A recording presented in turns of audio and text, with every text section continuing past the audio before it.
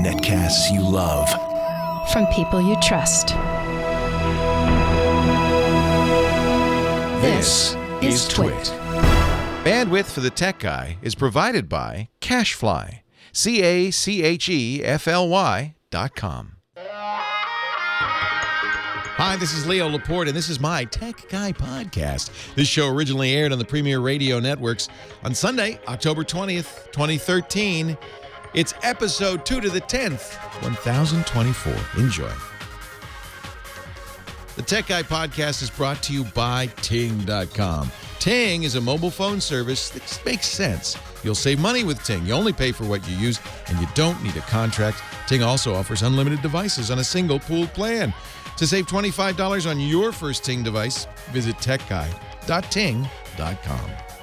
And by Ring Central. We do everything in the cloud. That's why I love my cloud-based phone system from Ring Central.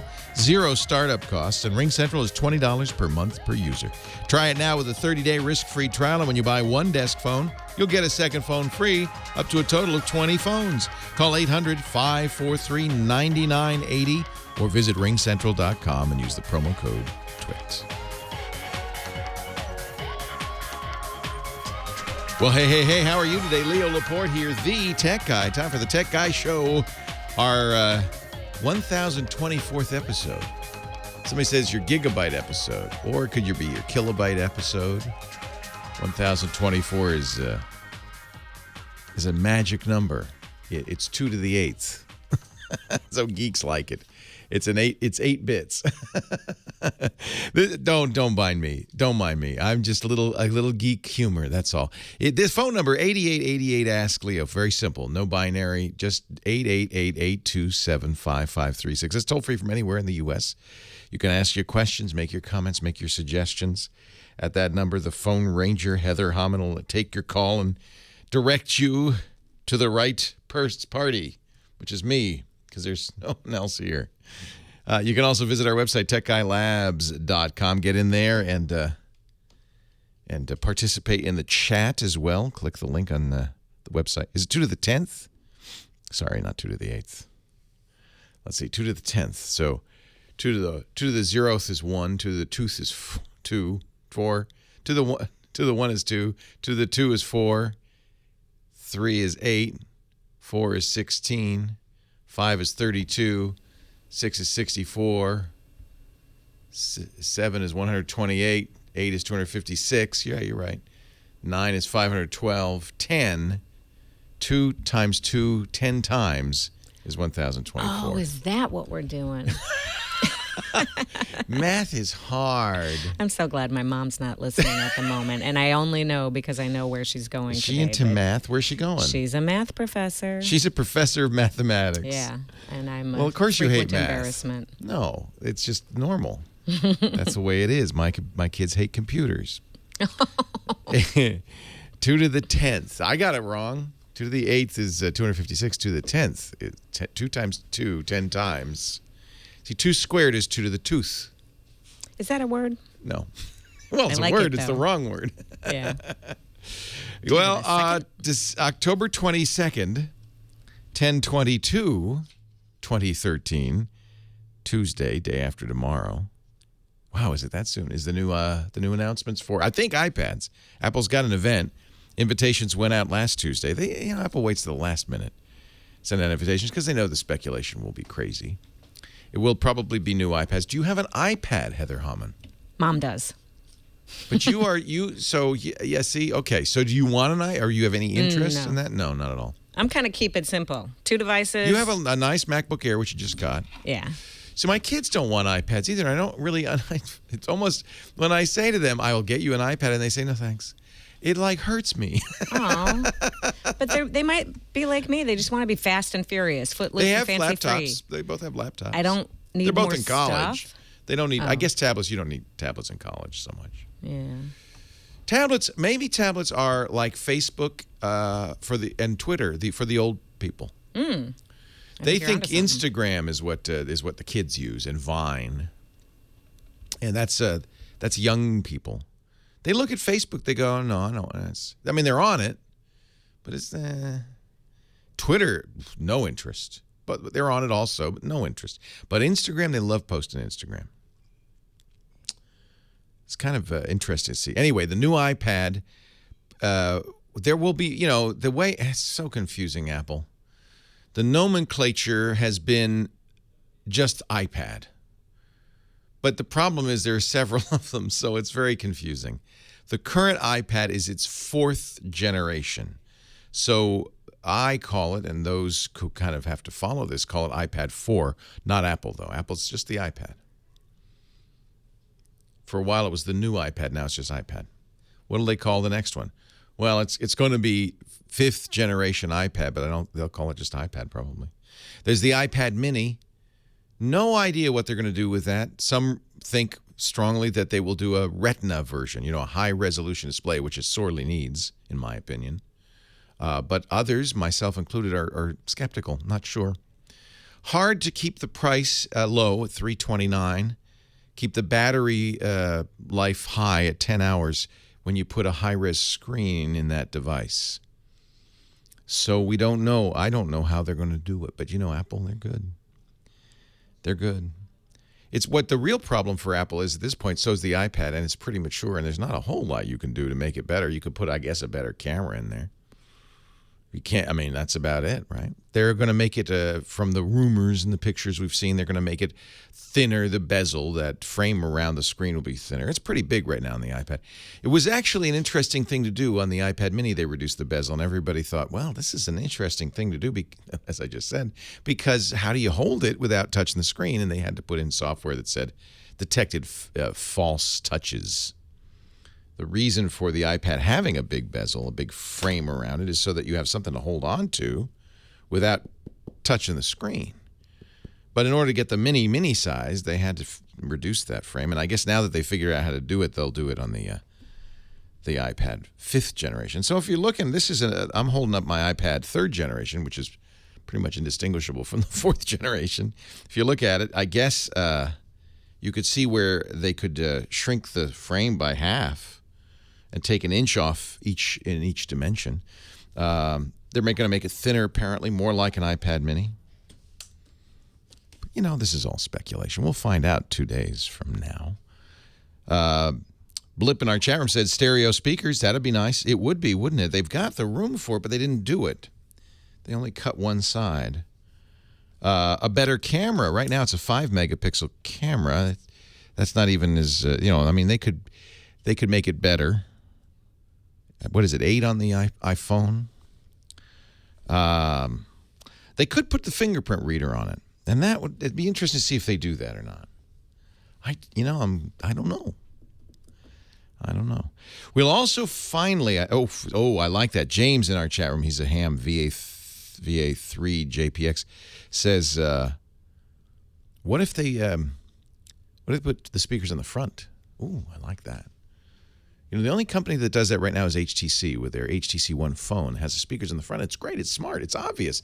Now you're looking at the phone. The music's coming straight at you, left and right. It's, I don't know. Yes, good idea, James. Remember that it's hard. It's giant. There's a lot of stuff that you jam in this little thin package. Maybe colors. The invitation had a white apple logo, because that's the white apple logo. And how the little stem comes off the apple, and then a bunch of other stems in other colors coming off. And it said, we have a lot more to cover. And the people, very literal-minded people, said, oh, that means color covers are coming. You don't have an announcement. You don't rent the beautiful Ober Buena Center in San Francisco for 1,000 close friends and journalists and announce covers. But maybe they'll be color like they did with the iPhone 5C. Maybe they'll have color. That's kind of my thinking. Maybe that they won't be able to do Retina on the Mini. They've got to do something to the Mini to make it more palatable. Maybe put that in color. I don't know if they're going to do a fingerprint reader. I don't know if they can get enough of them. One of the reasons I believe that the iPhone 5S is in short supply is because you can't get one now for a few weeks, is because they can't make them fast enough. Why can't they? Well, I would guess it's the newest component. Everything else they've been making and is part of the 5C for a year. So I'm thinking it's the fingerprint reader is hard to get. Or make. What do you think? 8888 Ask Leo. We could talk about that. There will, there are some things we know there won't be. There will never be an NFC chip in there. Apple has clearly indicated no NFC. There will never be an SD card reader. No, Apple's clearly indicated it's not going to do that. A lot of the things other companies do, HDMI ports, no. Apple looks like wants to do something simple. That's the way. We'll find out day after tomorrow. We'll know. It's fun to speculate, but really, we can hold off 48 hours and find out. 8888 Ask Leo. If you want to speculate, we talk about other things too. Anything on the tech docket. Food for thought. You give us a ring. You can use your toes on the fingerprint scanner, but you can't use your nose. And I tried, and you can't use your tongue. It needs to have whorls. So your toe has whorls. Yes, I saw that, Kristen. You're on. Whorls. I'm waiting for the Nexus 5. So I have the Nexus 4, and I was trying to palm it off on Heather here, but she wouldn't bite. So I guess I'm stuck with the Nexus 4.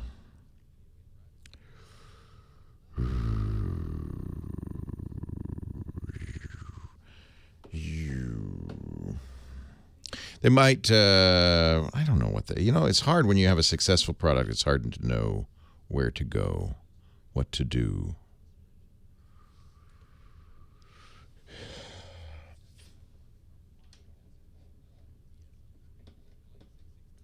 Hard to know what to do. Renee Ritchie is not coming down for the iPad event. He was not invited, nor was Andy Anako.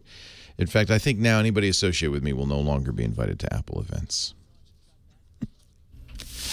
What? Why? Why? Because they don't like me. No, I'm being silly. They don't even know who I am. Andy usually gets invited. For some reason, he was not this time. Even though this is a big event. You know what's so funny is, I don't know, there's this duality impression of you out there. Why some people think I'm a jerk and others think I'm a bozo. That you love Apple and lap it up, and then other people are like, he hates Apple. And I'm like, what? And I love that because... Well, it must be somewhere in the middle, right? Right. Well, people said some of the same things about Dr. Dina Dahl. It's like, you flaming liberal such and such, and then somebody else is like, you conservative doctors really piss me off. And you're like, okay, here's how I know. Isn't that funny? That you actually choose things honestly and on a case-by-case basis. That's kind of how it is, yeah. Yeah, so if you listen one day and you hear one thing, you're like, oh. I've talked about this before. There's this general kind of feeling that you have to choose a team, kind of like team sports. Like, oh, you can't just be a football fan. You have to be a Niners fan or a Patriots fan. You can't just be a football fan. You're a Catholic or a Jew. Come on. You can't just, right. Pick a team, or we're not going to, we don't get it.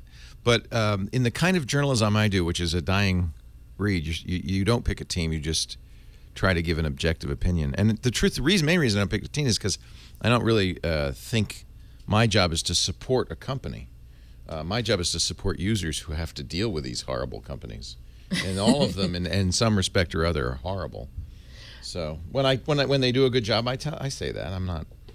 But then I think it's also what people tend to do is if they catch you one day saying one thing. Right. They think, we got it. We know what team he's on now. We now know what team he's on. He's on our team. When you're talking about one specific product. So people are, I like the iPhone. I recommend it all the time. Somebody like you should get the iPhone.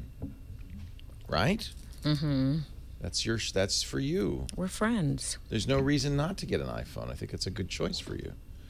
And different people, sometimes yesterday I told somebody to get an iPad, but it depends on the person. Now, I might have been a little biased in that regard because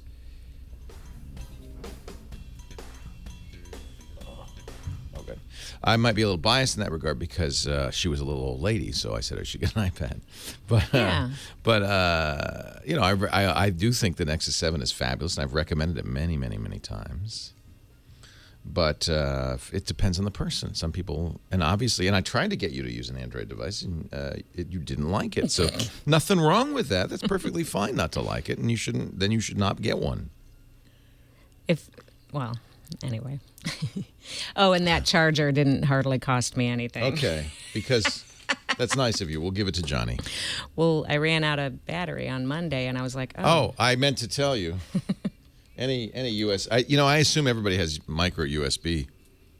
Not everybody does. Leo Laporte, the tech guy, 8888 Ask Leo. That's the phone number. 888-827-5536. See, that's something I was talking with Heather Hammer, who has decided that she's not an Android phone girl. She is an iPhone user. Died in the wool. I gave her the Nexus 4, which in my opinion is one of the best Android phones out there, the one sold by Google. No interest. She hates it. It's ugly, yick. But you have a little brain damage because you're an iPhone user. Yeah. You think you have to have a proprietary charger because iPhones always do. And what's nice is everything but the iPhone uses this micro USB. And so I had a little brain damage because I said to you, oh, here, have the phone without giving you a charger, because I assumed, like everybody I know, that you have a million micro USB chargers. Of course you don't, because you have Apple stuff. But may I add that I was in a newsroom several nights last week. And you couldn't I said, charge it. Who has? No one had They it. all had iPhones, huh? They all had iPhones. Wow. I could not get a loan for some juice anywhere, so I just went to the Mission and bought a cheap one. That Well, here's the will good fall news. apart. Because it's not proprietary, you could get this micro USB cheaply because it's not owned by Apple. Apple charges people who want to make Lightning chargers. Oh, It costs okay. some money. They have to license it. I just got a new camera from Sony, and I was so pleased. A little point-and-shoot RX100. It is micro USB charging. Nice. I Okay. think everything will be there. And part of the reason it will be is because the European Union has required that all phones sold in the European Union, it's good to be the king, by the way, all phones sold in the European Union support micro USB. They all have to support this standard connector. That's the little thin USB connector you see on a lot of devices. So what does Apple do? They package an adapter in with their phone when they sell it in the European Union. So you get both. You get you have to have And a you link lightning. 'em up. Yeah, and then you just plug it in. Oh, I like that. Yeah, well, Apple doesn't, but hey, just proves Cares it'll about work. them. Who should I talk to first here? Well, speaking of, someone needs help choosing between Apple and Windows, and that's Colby and Clinton. Hello, Colby in Clinton, Massachusetts. Leo Laporte, the tech guy. Hi, Leo. Hey. What grade are you in, Colby? Sixth grade. Okay. And mom or dad are going to buy you a laptop? Yeah, or a tablet. I'm debating between Apple or Windows. Boy, this is nice, and they're smart. I think this is the right time to get one. You're going into sixth grade, or you're going into seventh? I'm going into seventh next year. Next year. So you're in sixth right now.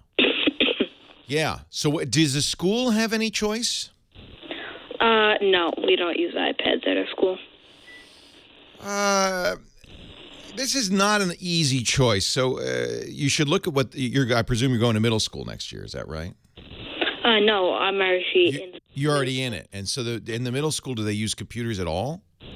Yes, we have HP, Windows XP computers. Oh, my goodness. Yeah, those are kind of old. Core So, 2. and you're going to use this for homework, or what are you going to use this for? As a tablet for schoolwork, computer. Yeah, here's the problem with a tablet in general is that you need a good keyboard for schoolwork, right? Because you're writing a lot. Yeah. Yeah, and typing on a tablet is an unhappy situation. Now, with the iPad, if you did choose Apple, you'd have to buy, for an additional $100 or so, a keyboard that would attach to it. There are some good choices.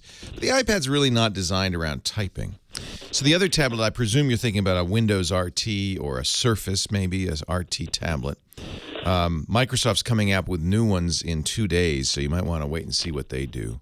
Yeah. I'm going to throw you a curveball. All right. If you go to the Google Play Store, play.google.com, you'll see HP is now shipping a new Chromebook, the HP Chromebook 11, which is $279, so it's cheap. Yeah. It's a real laptop. It has a keyboard and everything. Yeah. They're out of inventory already. Wow, they sold out. There'll be more, I'm sure, to come. But the idea is it doesn't have much storage. Now, you may not like it because you can't play games on it so much. I'm not a gamer. Good man. But it's certainly good for schoolwork because it's basically a browser. You can use the Google word processor for text. You can use the Google spreadsheet. You can use Google Presentation Manager. Now, if your school says, oh, you got to have PowerPoint, well, then you have to get a Windows device or a Macintosh. Does the school say? The school doesn't care. The school... Do teachers ever, say, oh, we want you to have this or that? They don't, huh? No. The teachers, don't even want us to bring laptops to school. Right on. Yeah, they don't want you sitting there with laptops open. You know, in the school my kids went to, the high school they went to, it was one of those one-to-one programs. Every kid got a laptop going in. And the teachers just had to learn to say, when the kid came in, close your laptop. You may not have your laptop open. Oh, okay. And they closed it. But it's funny that teachers don't, they say, just leave it at home. I don't know if that's as good an advice as just learning to say, close your laptop now. You need to pay attention up here. Yeah. I would say for you, it might be a Surface RT might be the best. It's about the same as a iPad Plus keyboard. We're talking $500 for the Surface RT and then $129. Get the Type, not the Touch, the Type keyboard. There's a couple of options here. You could get one cheap now, because they've discounted them down to, I think, $350, something like that, because they didn't sell very well. Or you could wait and see what Microsoft does on Tuesday when the new ones come out. So I would wait and see what they got Tuesday, and they'll probably be more powerful. They'll have better battery life and all of that. And since you're using XP at school, it's Windows. What's nice, it comes with Microsoft Office, the full Office on it. Nice. Yeah, it's still a tablet, but you can attach a keyboard and get some work done. It's kind of the best. It's kind of the best of both worlds. So unless you have a strong preference for an iPad, I think for recreational use, an iPad's great. I think for grown-ups who don't want a complicated computer, just want to get some email and maybe surf the web, an iPad's a great choice. But for a student, I think you might be better off getting a Windows RT. And I would get the Surface RT, which is from Microsoft, because they're pretty much the only ones still making them. And wait and see what they announce. They may announce some 8-inch ones, some little ones. That might be too small, though, for schoolwork. I think you should get the big one, the Surface RT. And if prices is an issue, then this is a good time to buy because they're going to get smaller. One thing to remember, really important, Windows RT is not full Windows, not real Windows. It's Windows RT. And so if you get a Windows program, you say, oh, good, I can put Call of Duty on here or something. It won't work. You have to get Windows RT Metro programs only. I don't think that's so bad for a student. I think everything you need you can probably get. So I think that's a good choice in this case. $319 at Amazon if you want to get the old one. Microsoft is in it. Everybody seems to agree now that this is the direction Microsoft's going, that RT is the future of Windows. What? Yes. Not Windows Pro. That's the old days. That's the past. Microsoft thinks, and I don't understand this completely, but they think everybody wants to use tablets. And so the future of Windows is tablet. Interesting. 8888, ask Leo. We're going to... Now all the Apple guys are getting mad at me in the chat room. Say, how could you recommend Windows? Well, for this particular use, a school with Windows, I think it's a good choice. Leo Laporte, the tech guy.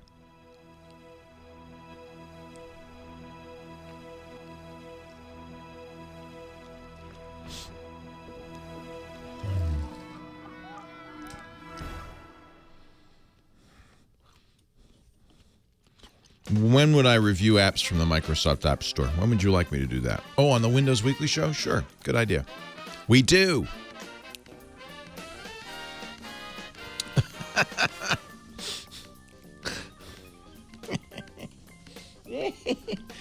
The Apple guys are really upset at me now.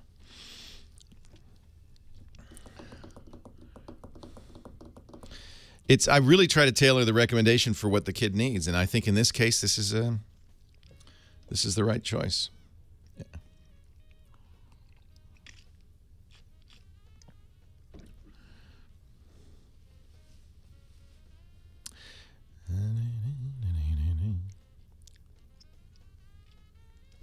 I do think in the long run, my kids' schools, I'm so sad because they were giving MacBooks to incoming freshmen.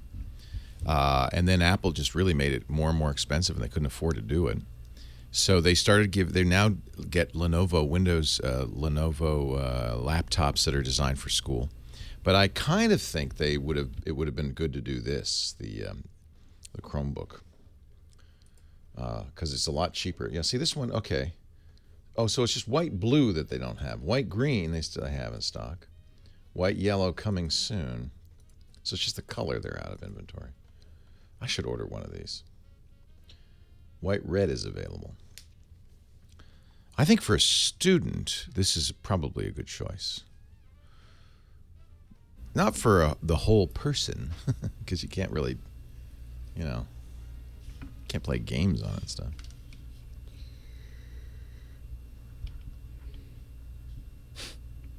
We were done with Colby, right? Oh, yeah. Oh, we're so done with Colby. It's got Office. It's got a keyboard.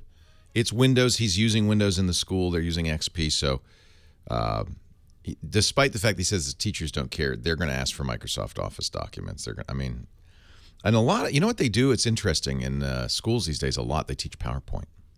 And they often want you to do PowerPoint for your presentations and your talks.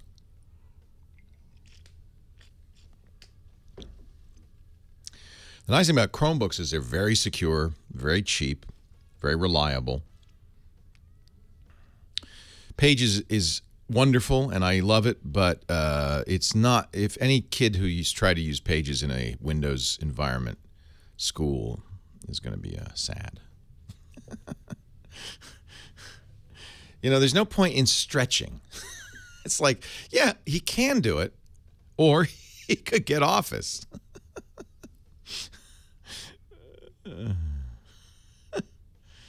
A lot to cover. Hints to a Retina Mini. No, I am going out on a limb. I bet you they don't offer a Retina Mini, which is going to piss a lot of people off.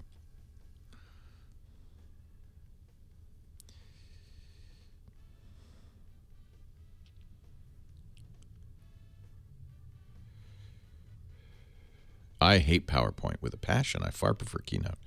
But one must work within one's environment.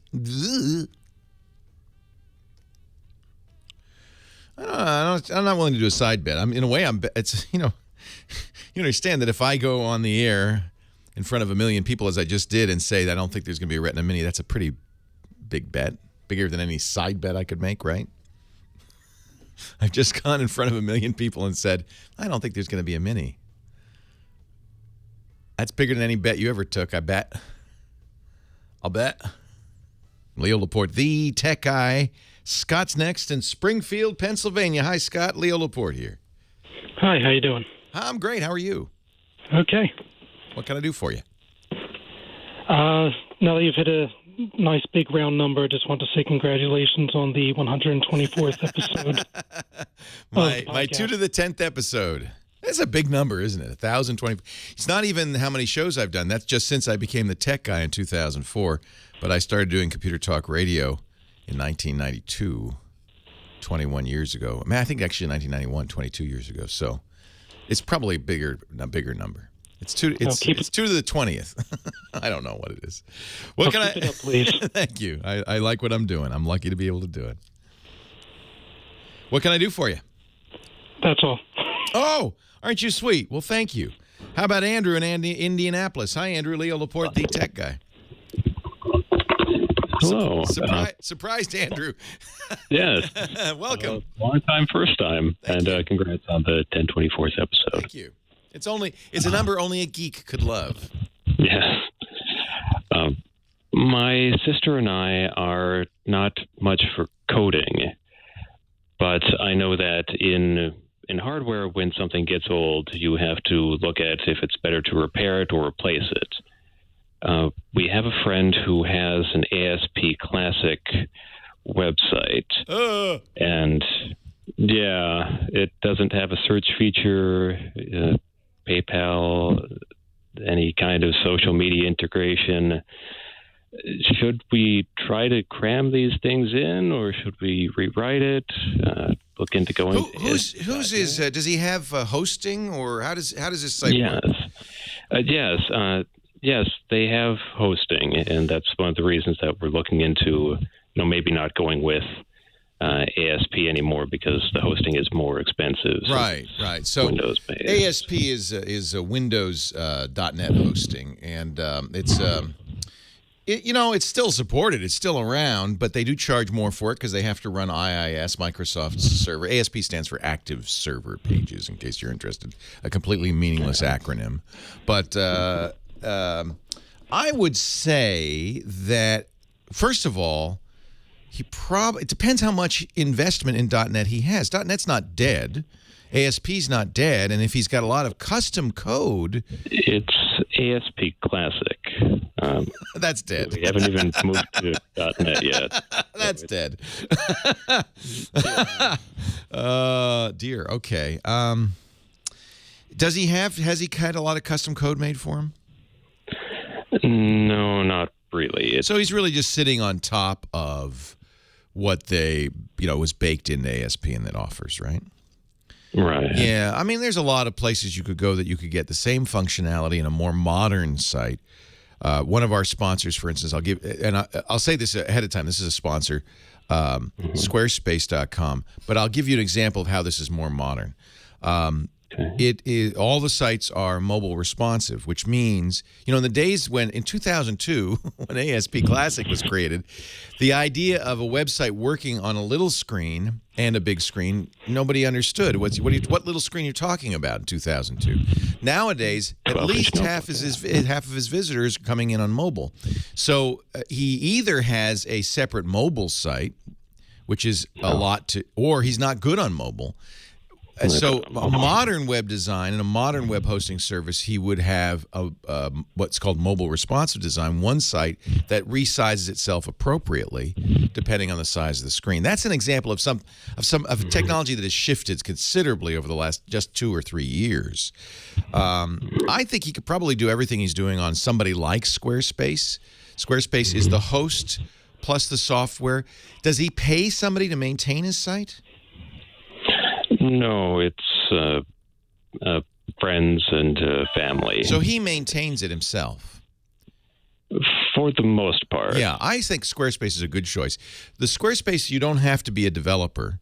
You can customize the site. They make it very easy for you.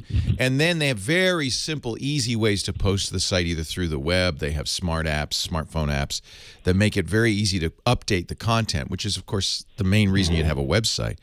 I think if not Squarespace, I got to say Squarespace is a sponsor, so let me try to be objective and say if not Squarespace, there are lots of other companies like that do hosting plus software, and that's a better way to go. WordPress.com would be a good choice. I like Squarespace. I think you'd be happiest with something like Squarespace, frankly. So here's the deal. I'm bending over backwards because I don't want to make this just an unreserved plug, but it's hard not to because it really would be a good choice. If he goes there, he can click the Get Started button and can at least try what it would look like at no cost, no obligation. He's got 2 weeks. He doesn't even give him a credit card, so they don't even really know who he is. I would do that. Sit down with him, spend a minute or two. There's a learning curve. There's always going to be, but create a quick site and see if it does what you want. And it's going to give you a lot of the capability, I suspect. And you're using standards that are not proprietary. And this is to me kind of important. Everything you're doing right now is Microsoft proprietary. Microsoft owns it. There's only, you have to use the Microsoft server. You have to use Microsoft technologies. That's a good company. Nothing wrong with that. But it's one company. If you use web standards like HTML5, CSS, JavaScript, these are supported everywhere by everybody. It's kind of like the days when, and he may have done this, you create a website with Microsoft's front page. Made it very easy to do, right?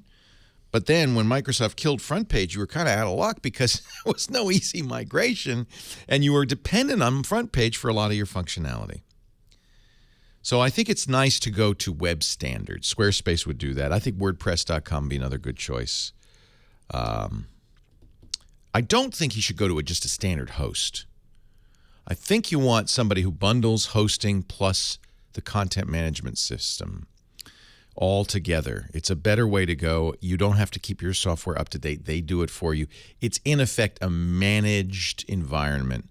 All you really, if you have a website, unless you want to be a web expert, the best thing is for them to handle all that, all the technical stuff, and you be responsible for the content. It's enough responsibility just to keep the site up to date, put new content up, keep it fresh. That's enough work by itself. So my suggestion is it's really great to go somewhere that does all of that for you. That doesn't mean you don't have to learn a programming language. You don't have to learn weird, non-standard extensions. You just do it. Maybe somebody should tell the folks at healthcare.gov about Squarespace. Ephraim in Hollywood. Hello, Ephraim. Hi. Yeah, hi. I have a question. Oh, by the way, congratulations. And you know the difference between electrical and software engineers.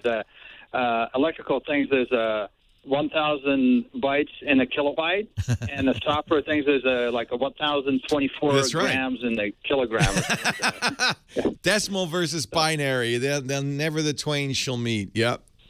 Yeah. Anyways, question here. So I have a Samsung Galaxy S2 I bought, and I'm trying to make it work with the speakers in my car to make it like a hands-free. Yeah. And I use the jack, the headphone jack. Good. And some kind of weird effect, like some sort of feedback going on that makes the volume go up and down on my end. Are you? What are you plugging the headphone jack into? Does your car have a jack, or are you plugging into the cassette adapter? What are you doing? Yeah, I have a cassette adapter. So you have a cassette adapter, plugs into the phone, and you're getting volume variations. It may just be that you didn't get a great cassette adapter. You might go out and get a better one, and then maybe you're getting interference on the line. That would be my guess. Leo Laporte, the tech guy.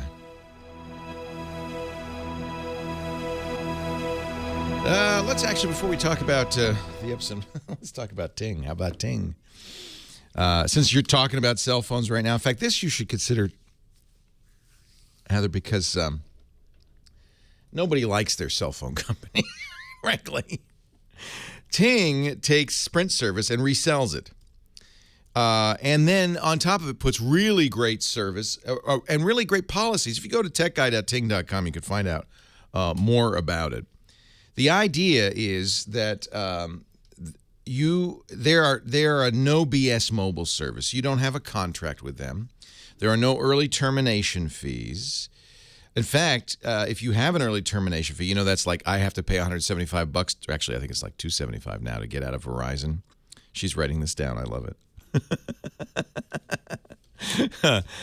They will actually rebate 25% of your early termination fee, up to $75 per device. When you purchase your device through Ting, port your number over, and then send them your final bill. They'll say, oh, good, here's a credit.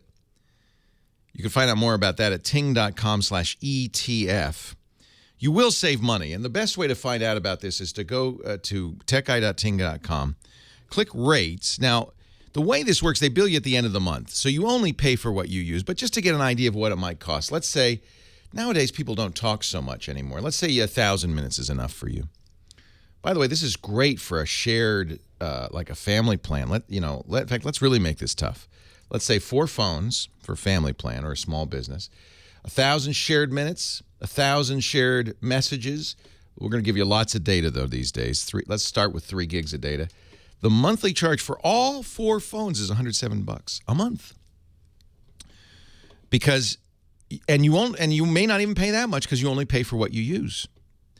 There's never a penalty for overage charges. If you use more than you thought, you just pay for what you use, on a standard kind of linear scale. No add-on charges. You get voicemail, caller ID. You even get tethering and hotspot free. 3-way calling, call forwarding, all those features. No mysterious line items on your bill. Now, Ting works with many, many phones. Here's 2 ways you can do it. You can, if you're a Sprint customer, often bring your own device. You can buy a new device from Ting, but they also have used devices. So if you go to the device page, you'll see buy new, buy used, bring yours. You can even sell your old device and buy a new device at Ting. techguy.ting.com. Great support at help.ting.com. Active customer forums. Of course, they support all the big phones. Now, remember, it's not subsidized, so you do pay a little more, although if you use techguy.ting.com. You're going to save $25 on your first phone. See, they got all the good phones. techguy.ting.com. Why should we put up with junky telephone service when there's Ting? techguy.ting.com. You're going to love it. Boom, boom, boom, boom, boom, boom, boom, boom. Do do do do do do do do do do do do do do. Petaluma Market.com. They've got cream of mushroom, corn chowder. I'll have a large beef veggie. Thank you. Leo Laporte, the tech guy. You should stay. You should stay. You shouldn't go. Just stay right here. 8888 Ask Leo. That's the number, 888-827-5536. Website, techguylabs.com. I know some hosts charge for the access to the website of the podcast. No, we do not. We have wonderful sponsors who foot the bill, so we can give you this all free. techguylabs.com. You'll find notes from every show. You'll find audio and video from every show. You can go question by question. So if you hear a question, you go, oh, what did Leo say? You just go to that question. You can listen to the audio. You can watch the video. You can read the transcription, and you can even add your own comments if you think I'm wrong. I know, and I hope we'll get a lot of people talking about our first caller, and maybe he shouldn't get a Windows RT tablet. Maybe he should get XYZ. Put those in there, your thoughts. No flaming. Just say, here's my reasoning. Here's what I think. We love that. techguylabs.com. So, moving right along, Barbara in Norco, California is next. Hi, Barbara. Leo Laporte here. Good morning, Leo. Good morning, Barbara. Hi. Got a problem. I have an old Gateway with XP Windows, and it died. So I'm looking for a new desktop computer, and I was wondering if you have any suggestions for me. Sure. So you know what I say. Everybody says a dog years are 7 times human years. So a 5-year-old dog's 35. Computer years are 15 years for every human year. Well, this is old. Yeah. So that is like an 8-year-old computer, right? Yeah, I got it when I tried to reboot it and everything yesterday. The date that came up was 2004. Yeah. So, okay. So it's 9 years old. So that's 135 years in human years. It's not surprising that it kind of gave up the ghost. We can do better. Those Gateways were not the best computers either. So we can do better. Are you sure, though? I got to ask you, are you sure you want a desktop? Yeah. What I do is my husband loves music. And he has all these records and everything, and I want to put music from his computer, from his stereo system into the computer. So you want to digitize them all so you can play them back. Right, exactly. What a great project. Oh, it's wonderful, and it's doing pretty good with this old system, but then it starts slowing down. Yeah. And then something came up the other day said it was a new program that wanted to install itself, and it says if you don't want to install, put no. I put no, and it froze the computer. It says, oh, no, you don't. Yes, you do want to install me. So then I shut it off, put it back on. Same thing came up. Yeah. And then I was able to open one program. I figured, well, I'm going to do a run on a scan to see what's going on, what I picked up here. It stopped in the middle of the scan. How is it fun for you to digitize those records? You must have to put them on the turntable. It's wonderful. You like doing that? Okay. Oh, yeah. It's great. And what software are you using to do that? What software I was using, let's see what it's called. It's called Import Hotwire. Okay. Import Hotwire. So you're going to get a Windows PC. It's going to be a bit of a change for you because Windows 8 looks a lot different than Windows XP. Right, that's what I hear. No more tower or anything. All right, Import Hotwire. So does that have some hardware? It looks like it does. Yes, yeah. Yes, it does. All right. Yeah. I'm just looking at it now on Amazon. Record any audio you play on your stereo, all the necessary cables, and it's designed to go into a desktop computer. And then are you keeping it on the computer or are you burning a disc with it? I'm burning a disc so that we can play them in our vehicles. Got it. So you probably do want a desktop. You want a desktop with a CD burner. Right. I would say I would look at Dell.com. Oh, back to Dell again. Yeah, Dell's Is this a Dell? No, I It's a had Gateway, Dell you said. Yeah. before. This is my fourth or fifth computer. I like Dell a lot. I think they're very reliable, very robust. Let me think of some other. People desktops are dying. You know that, right? This is I know, but I'm 74 years old. I'm old. Why not keep it, right? Yeah. I would say a Dell would be the best way to go. You could do this on a laptop, but why? I think you'd be fine. Go look at the Dell stuff. You don't need to get a high-end machine to do what you want to do. Mm-hmm. Dell still sells Windows 7 if you really feel like you want something that looks more like XP. But you said on Windows 7 it's really phasing out. It is. The future is now with Windows 8, and right. Like it or not, we kind of have to get used to it. I was wondering though, would a lot of problems come up with Windows 8? No, and this is This is one of the reasons you want to use the latest version, is that Microsoft's gotten better at keeping these things reliable, keeping viruses off, and so forth. Mm-hmm. So you might look at a Dell all-in-one if you want to make it a little bit more modern looking. They have them. They kind of look like Macintoshes. It's all-in-one thing. But they also they're a little more expensive. You might look at a Dell Inspiron. We're talking about maybe $500 or $600 here. You could probably use your existing monitor if you didn't want to buy a new monitor. At that age, it probably is a glass CRT, isn't it? It's not a... Yes. Yeah, so let's get a flat panel monitor. So do get a monitor. You probably don't need more. Let's get 8 gigs of memory, okay?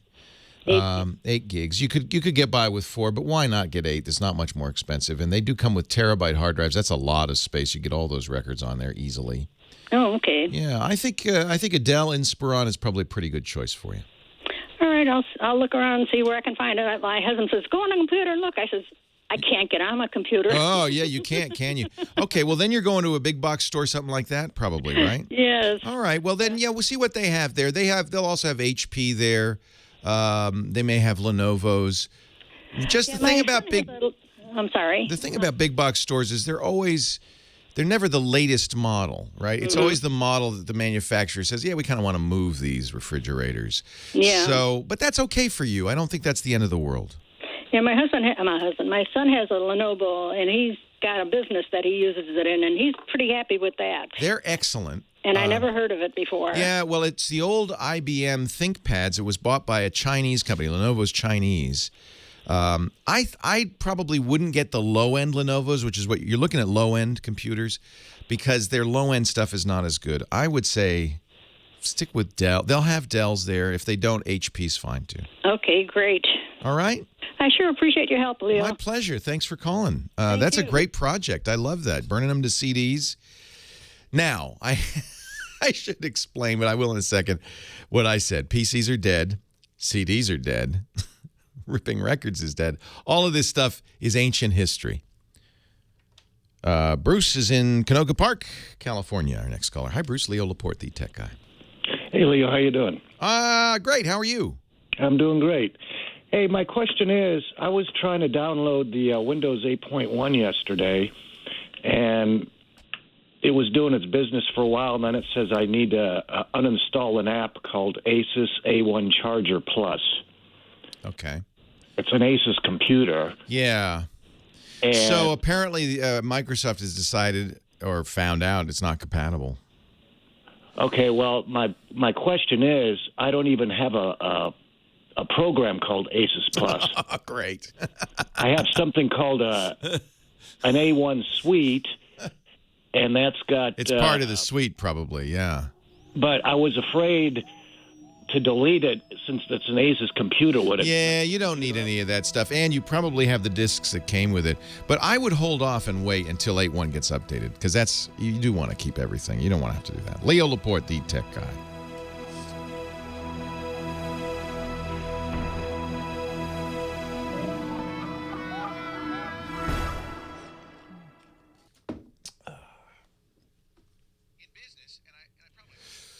Okay. You probably don't, so let's not. Being Mariano, I want football. There we go. Patriots at Jets. That's going to be kind of one-sided, isn't it? Jets are pretty good this year.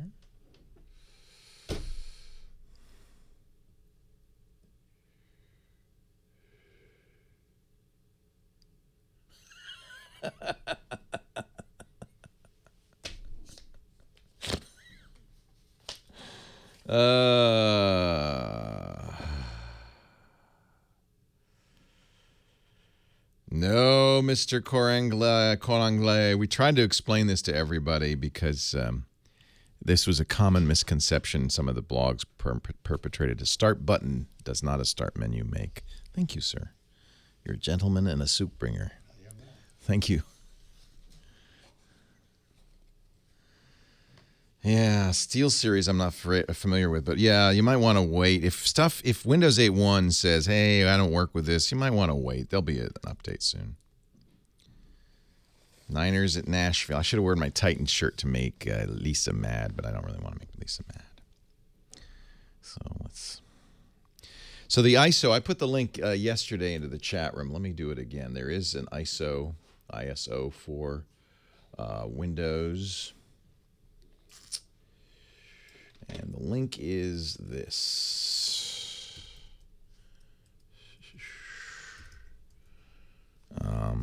And so if you're a manager or somebody who needs to upgrade multiple machines to 8.1, now, well, you got to be careful what you're doing here. That's a good lineup, Chad. Thank you. I like it. Next week is looking even better. Even better? Who's next week? Looks like we're going to get Baratunde, Nick Dalton. Awesome. And a third. Yeah, we don't really need a third, but Schwood would be good with those. Yeah. Baratunde suggested Veronica. Oh, fine. Yeah. Whatever makes Baratunde happy. What Baratunde wants. I did put it in chat, didn't I? Oh, that's probably a better link, huh? But that's only if... No, that's not a better link. That's only if you already installed the preview, which I presume most of you did not. And we warned you if you installed the preview, you would have to reinstall apps and stuff.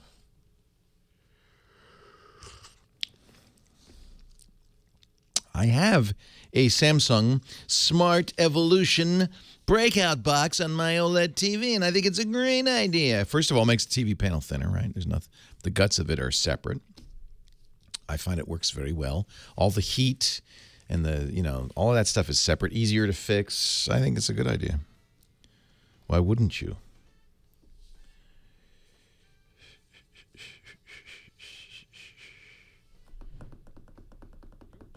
Because Microsoft does not want to bring back the start menu and won't. You can bring it back with third-party apps like Start 8, and those still work. That's odd. Go to SuperSite for Windows if that's the case. It should work with a Windows 8.0 product key. Of course it should. Didn't look different at all after Scott and Robert got done with it, frankly. No, I was wrong, Mark. I had read that they had jailbroken it, but I must have misunderstood the article because you're right. There isn't a jailbreak.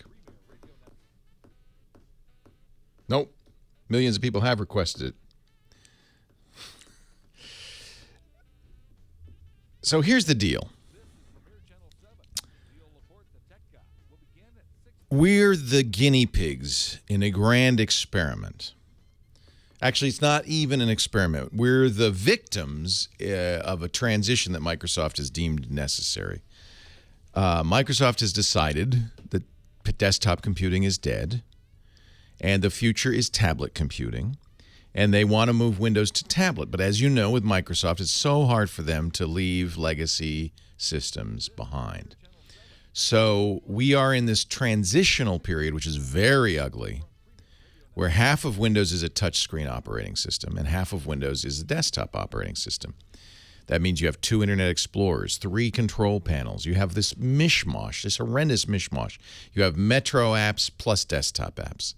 It's ugly, it's horrible, and we're the victims of it. And I don't think anybody should have to put themselves through it. My best advice would be wait until Microsoft gets through this ugly adolescence But if you have to if you need a new computer, you kind of have to participate. But if you don't need a computer, then just wait a bit. In a year or two, Microsoft will complete the transition, and then we'll be all tablet. The best minds seem to agree that Microsoft wants Windows RT to be the next version of that's Windows. This Pro stuff is just kind of legacy, historic stuff.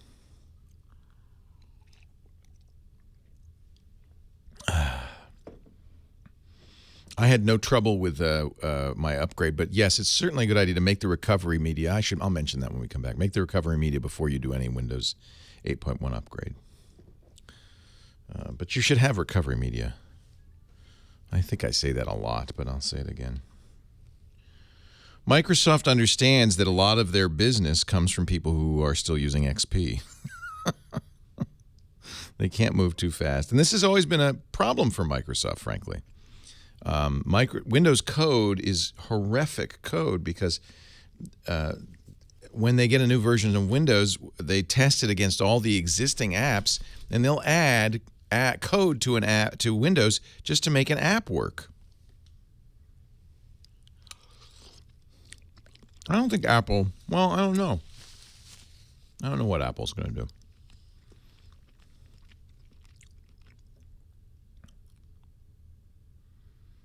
Yeah, but Knox, I didn't have the preview, and I strongly recommended nobody install the preview. That's a dumb thing to do. It's not for you. The preview is for developers.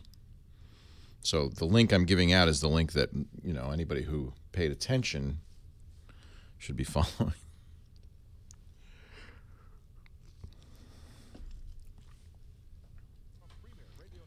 I don't think that's true. I think Paul and others have said that you should be able to upgrade with this ISO. This was Paul's tip of the week. Let me find the link.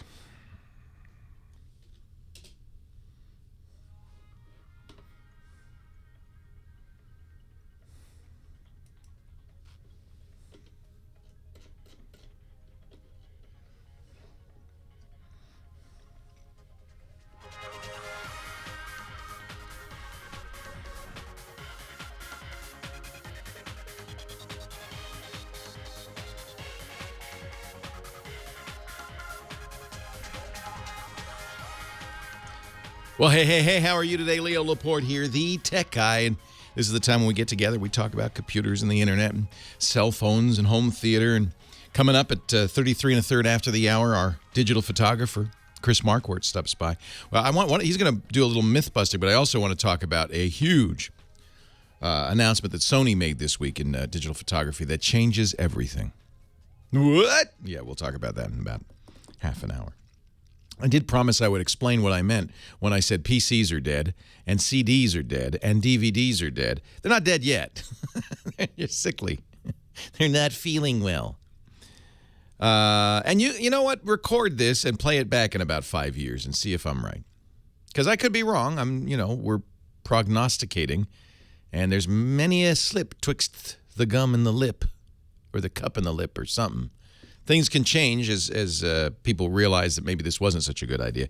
But the best minds in the computer industry at Microsoft, Apple, and other places have decided that we are in the post-PC era. And they're backed up on this by sales, which are plummeting for computers and skyrocketing for tablets.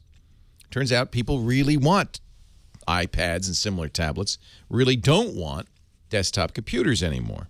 Our caller of the last hour notwithstanding. And the idea of taking an LP, a vinyl LP, and burning it to a CD while appealing to some is really dying as well. Not dead. People still do it. Lots of them. Lots of you own PCs and are probably going, what is he talking about? I'm just talking about the future here. And this is why we're in this ugly adolescence with Windows. Microsoft has decided that it is no longer a computer company. In fact, they have announced that they are a devices and services company, that what they sell are not computers and computer operating systems, but devices and services. And to that end, they bought Nokia so they could sell Windows phones, and they started making, for the first time in their history, computers which are not really desktop computers. The Microsoft Surfaces are really tablets that have attachable keyboards. That should tell you something. There's a reason Microsoft spent billions of dollars on Nokia and risked losing all of their OEMs, the people who make Windows PCs, by making their own PCs. There's a reason. They decided the future is in tablets, and that's what you're seeing with Windows 8 and Windows 8.1. You're seeing basically an ugly adolescence, a part of the transition from desktop computing to tablet computing. And it seems pretty clear, and all the evidence is that Microsoft really wants to sell, or believes that people want to buy, I should say. I don't know what they want to sell, but people want to buy tablets. So Windows 8 is really a hybrid operating system, half tablet, half desktop. It can't make up its mind. It has two different browsers, a tablet browser and a desktop browser. It has three, not two, but three different control panels. It is very schizophrenic, and that confuses people. And it should confuse you. It's an ugly adolescent. But the future, Microsoft seems to think, and the latest evidence is for Windows 9 or whatever they call it, the next version of Windows is, it will basically be Windows RT. That's the future, not Windows Pro, not the desktop. Now, I know there's a lot of you going, but how am I, and not including me, but how am I going to survive? What am I going to do? Well, I don't know. Read my friend Mary Jo Foley, who writes the Microsoft blog for Ziff Davis and is one of the foremost Microsoft watchers at ZDNet, wrote, "What comes next after Windows 8.1? This milestone leads many Microsoft watchers, partners, and customers to wonder," she writes, "what will be coming next? Microsoft's not talking, but it doesn't mean things are at a standstill. Here's what I'm learning from my sources." This is Mary Jo, who has excellent sources inside Microsoft. She's talking about the future in the fall of 2014. She said people have been saying there'll be a new version of Windows because they were going to go yearly. Nope. She says the next major release of Windows won't be till spring 2015, so we have some time. The major release will be a kind of hybrid that will bring the current Windows and Windows Phone operating systems closer together. That's right. If you thought it was bad now, in the spring of 2014, the unified Windows and Windows Phone store will debut. Right now, Microsoft, she says, has two ARM-based, that's the kind of processor, ARM-based operating systems, Windows Phone and Windows RT. The thinking is there'll be only one by 2015. And that one will win its Windows Phone OS. It wouldn't surprise me, she writes, if by 2015 Microsoft calls whatever is powering smartphones, phablets, tablets, and all the other versions of Windows will be essentially Windows Phone. Oh, golly. We're basically, Microsoft's moving to the touch world. They're looking at the success Apple's had, not with Macintosh, but with iPhone and iPad. iPad runs essentially iPhone OS, right? And they're thinking that is the writing on the wall for Windows 2, and that's where they're going. So desktops, doesn't look so good right now.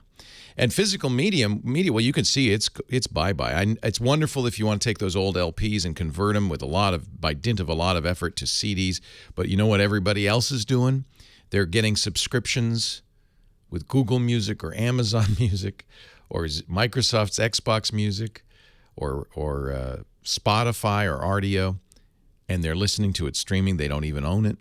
They pay a monthly fee, and they can hear any music ever recorded as long as they keep paying that $10 a month every month on any device. All those beautiful classical records, just stream them. No physical media. Now, the advantage of that is it's everywhere. It's in your car, it's at work, it's at home, wherever you are.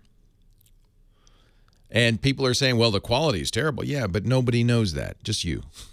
Everybody else says, no, it sounds good to me. We'll see what's, Neil Young, the musician, is going to debut either late this year or early next year, a new music system called Pono, P-O-N-O. If you go to mypono, the name alone should tell you what a failure this is going to be, mypono.com, you can sign up for an update. The idea is it's very high-quality digitized music. I like the idea, and audiophiles will like the idea too. It's not physical media, but it's not MP3s either. It's CD quality or better. High-quality music. He says he's got all the music labels involved. It's Neil Young. He probably has some clout there. And it turns out most modern music is recorded at these higher bit rates, better than CD quality. So there's no reason for them to, now with bandwidth and storage kind of exploding in size and capability, there's no reason to have a constrained MP3, a highly compressed MP3. So we're talking 96 kilohertz, high bit rate, high quality music coming straight from the recording console to your ears.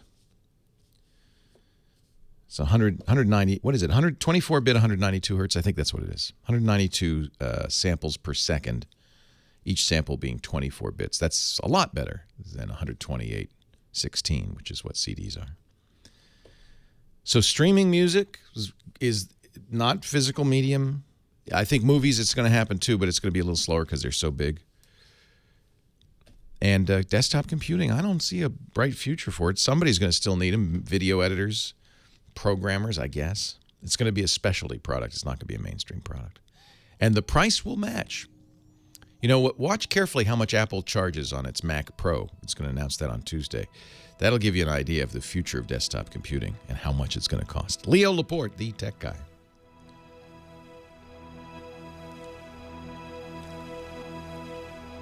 Our show today brought to you, our podcast, I should say today, brought to you by ringcentral.com. I'm a big RingCentral fan. That's what we use. That's our phone system here at the Brick House. And thank goodness we found it, because I was about ready to go to the phone company for our phones. In the old studio, the cottage, I'm ashamed to say this, I made my employees use their own cell phones. They didn't seem to mind, but I realize as we grow, as we become a real business, we have 25 employees now, we kind of have to have a real phone system. I didn't want to go to AT&T and get a PBX. I didn't want the management hassle. The technology seemed old and out of date. Fortunately, Russell, our IT guy, said, I've installed RingCentral and many clients, and they love it. Would you like to try it? And see, here's the advantage. You get all of the advantages of a real phone system, but it makes my staff happy because they could still use their smartphone. We pay for the call. They use the RingCentral app. It appears to be coming from our 800 number. They can send and receive texts from our business number. That is really awesome. And RingCentral is as little as $20 per month per user. With lots of long-distance minutes, you get faxes in your inbox, you get voicemail in your inbox, total control. We got a great phone tree and a directory and all of that. It really is, because you're in the cloud, because you're digital, it's the number one cloud-based phone system. Because you're digital, you really have total control over this. And our call handling is fabulous. I love this. Our producers really like getting voicemail in the email. They haven't given up the capabilities of the smartphone, but they don't. But now it's a business phone for them.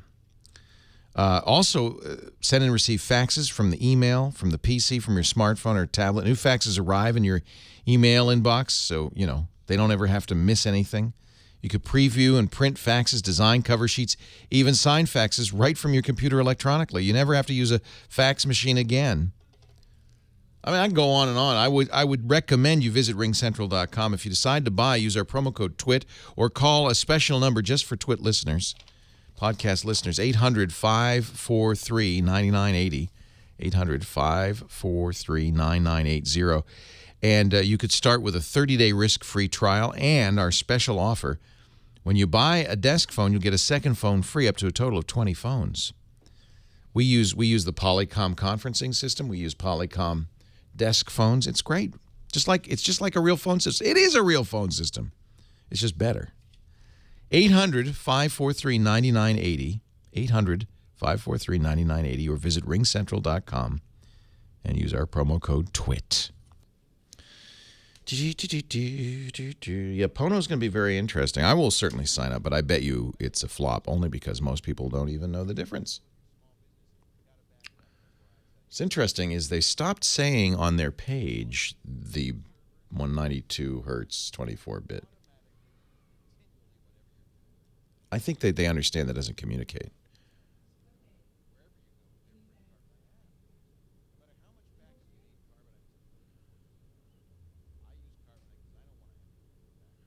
They don't really give you much info on this. Rescuing an art form, they said. I hope Pono survives because I think for audiophiles it's great. What they're saying here, and this is true, is that the original recordings are high quality, right? They're not CD quality. They're not 128.16. They're 192.24.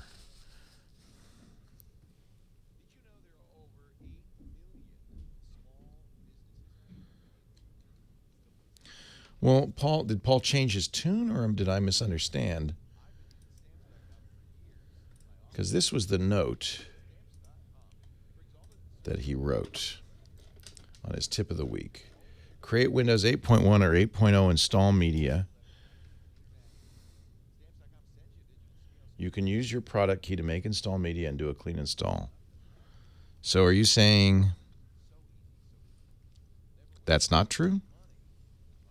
Because this is what he said. Because he wrote it. Has he changed his tune?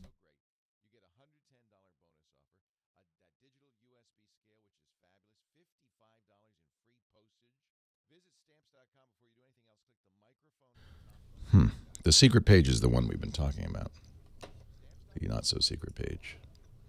But maybe he's tested it later. Let me look at. Give me the link. Well, I'll go back to the chat. Hi guys, where are you from? Boulder Creek. Well, you're local. Yeah. I love Boulder Creek. Went to high school in Santa Cruz. We used to go up there to get high all the time. Yeah, just recently moved out of San Jose. Nice, isn't it? It's pretty. Yeah. Except for we're on satellite internet. Yeah, you kind of. Well, that's the trade-off. We just bought a new house in the country, and of course, the first thing I found out was what kind of internet. That's Lisa and I agreed. No non-starter if it doesn't have high speed, but it's nice otherwise. I love Boulder Creek. It's beautiful. Yeah. What were you? Are you an engineer? Do you work in the business or? I do. I'm a broadcast engineer. Actually. Really? For whom? No, I do mostly corporate stuff. Oh, neat. I used to do a lot of industrials for HP back in the day. They used to have the HP TV. A couple of coworkers have produced for ZDNet. Yeah. Awesome. Yeah, Cisco would do stuff there sometimes. So, yeah. I used to work at what I guess is still KLOK 1170, but it was an English language station when I worked there for a long time. Bill Weaver, it was great, really great in San Jose, off of. I've been interested in checking out the old current studios now, Al Jazeera, and seeing what's Oh, neat. happening over there. Where's Al Jazeera? But they're in the current studios. That's what Oh, really? they bought current. Neat. That's right. They bought Current. Oh, that's cool. So there's no Current at all. It's just Al Jazeera. Yeah. They stopped doing Current. Actually, I'm not sure about that, but I know that most of their SMT had decided to come out of that studio. Right. 44. That's right. 44 116. I always get those numbers all confused. I will correct. Leo Laporte, the tech guy. Thanks for the correction. Of course, you're absolutely right. CD quality is 44.1 cycles per second or samples per second at 16 bits, right? 44.116. And the Pono, this new Neil Young thing, I think is 192 instead of 192 samples per second at 24-bit. Lots better. And the point that they make at Pono is this music was maybe even probably not the Beach Boys' Good Vibrations. No, that was analog recording. But since we've started recording in digital, a lot of it's recorded at much higher quality than the eventual CD. 44,100 samples per second. Kilo samples, thank you. Math is hard. Nathan in San Pedro, California. Leo Laporte, the tech guy. Hey, Nathan. Hi, Leo. I thank you so much for taking my call. My pleasure. What can I do for you? I have a small family-owned business. I have a problem with a website. I had a website through a guy from our church planned something for me and tried to host it. And he disappeared. My hosting part when it disappeared, my domain name was stolen. I hear this story so often. Right. And now I'm going through the register.com. There's just so much to run around. They try, they revise themselves to web.com. Every time I call, I get so many customer service that There is a process for reclaiming a .com domain name that involves proving who you are, et cetera, et cetera. It's not easy. It's non-trivial. Probably always a good idea for people to learn from your unfortunate situation. If you want to register a domain name, do it yourself. It's easy and you own it. Okay. Yeah. But here's what I would do. So you need hosting? Well, right now I'm a basic in point A now. Again, I'm trying to find something that I can, do it myself. I purchased a Microsoft. No, stop. Don't do it yourself, for one thing. Unless you want to become a web, is it your goal in life to become a web designer? No, not at all. My business you just want to do your business, right? Exactly. Just go to squarespace.com. Okay, that's what I heard from the other caller that, Okay. Yeah, they have commerce. It's $24 a month when you sign up for a year. It's cheap. You own it all. It's all in a format you can easily get, export, and own. They will. I think they'll even help you get that domain name back. Ask them, can you help me get this back? Okay. They will set you up. If you don't already have, you probably already have a merchant account. If you don't, they will set you up with a merchant account. I have all that. Okay, yeah, so then it's very straightforward, and I think that you totally should do this. Okay. Do not. You can go to. So there's.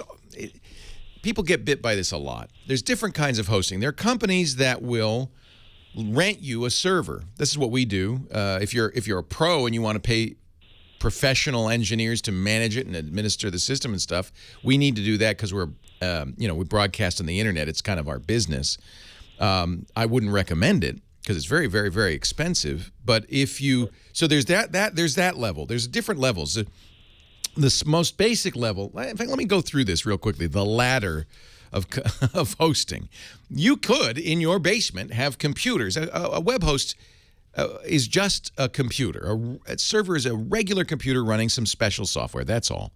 You'd, of course, have to work out the internet connection and make sure that the upstream, the connection out of your building, is fast enough to support all of your users. Most, certainly no standard business account is fast enough. Even here at our studios, we don't do that. We don't have our servers in the basement. And we spend, I don't know, $8,000 a month on internet access. We have fiber coming into this building. We have 150 megabits per second up and down, and that's not nearly enough to serve our customers. It's just enough for us to upload the files so that our hosting companies can do it. See, hosting companies buy a lot more bandwidth. So the worst thing you can do, or the most complicated thing you can do, is run your own servers out of your basement. And I don't recommend that unless you really know what you're doing. And Facebook doesn't do it. Google doesn't do it. Nobody does it. The next thing would be to have what's called a colo, where you rent space in a rack at a network operations center, where they have lots of bandwidth, they have cooling, they have fire suppression, they have redundant power. All of that's all the stuff that you would want for a web server so it doesn't stop running. Colo or co-location means you buy the hardware, you put it in that rack, you maintain it. It's pretty close to having it in your basement. It's just at a network operations center, so it's at a better place. The next step up from that is to, and this is what we do, rent their hardware in their rack at a network operations center. We use a company called SoftLayer, but that means I have to have sysadmins to manage its security. We're responsible for that. We're responsible for all that stuff. And it's expensive. But it's something sometimes you have to do, I mean, if you're Google or Facebook, you kind of have to do, something like that too. You have to have your own servers. The next step up from that is shared hosting, and this is probably what you had, which is you rent some space on an existing server. Now, unfortunately, what happens here, Companies like HostGator, DreamHost, and One, all of these are generally shared hosting. It's cheap, but you might have 1,000 other sites on the same computer that you're on. Any one of them gets busy, your site slows down. Any one of them gets hacked, your site gets hacked. So there's some issues doing that. It's cheap, but there's some issues. Now, that's only the serving. Now you have to have somebody design the website, write the software, or install the software, and then you have to maintain it. So there's a lot going into a website. In general, unless you want to become an expert on web systems, it's better to go somewhere where they do it all for you and they let you focus on your business. That's what you want to do. Squarespace is one of a number of companies that do this, and they're my favorite. They are a sponsor. That's a disclaimer, but they are my favorite. And the reason is they handle the servers. You don't have to think about it.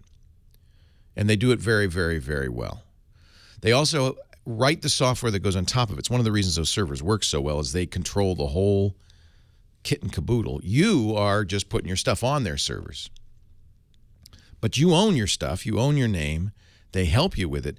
But at no point do you have some consultant who can run off. And that's what happens to so many people. They hire some guy. You know, he's just some guy. And one day he gets tired, moves to Trinidad, and there goes your site. He's got the passwords, the keys. He knows everything. He probably, and it sounds like this is the case, he registered the domain name for you. So that means he owns that too. That's not so good. That's not so good. If you want to do commerce, there are solutions. Another one that's kind of more turnkey and even easier, there are companies that will do that, like Shopify, that will do your e-commerce solution. I think Squarespace is really good across the board. That's the one I'd probably use with your site. Be a lot easier. You don't want to be in the web serving business. You want to be in the whatever your business is. Wendy, Los Angeles, Leo Laporte, the tech guy. Hi, Wendy. Hi, how are you? I'm well. I have a question. We are going to, or I'm going to upgrade from my an old-fashioned phone. It's not a smartphone, and I'd like to get a smartphone. I'm going to help you buy a smartphone when we come back right after this break. Stay here. Leo Laporte, the tech guy.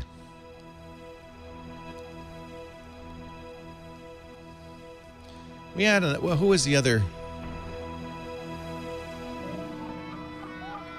other shopping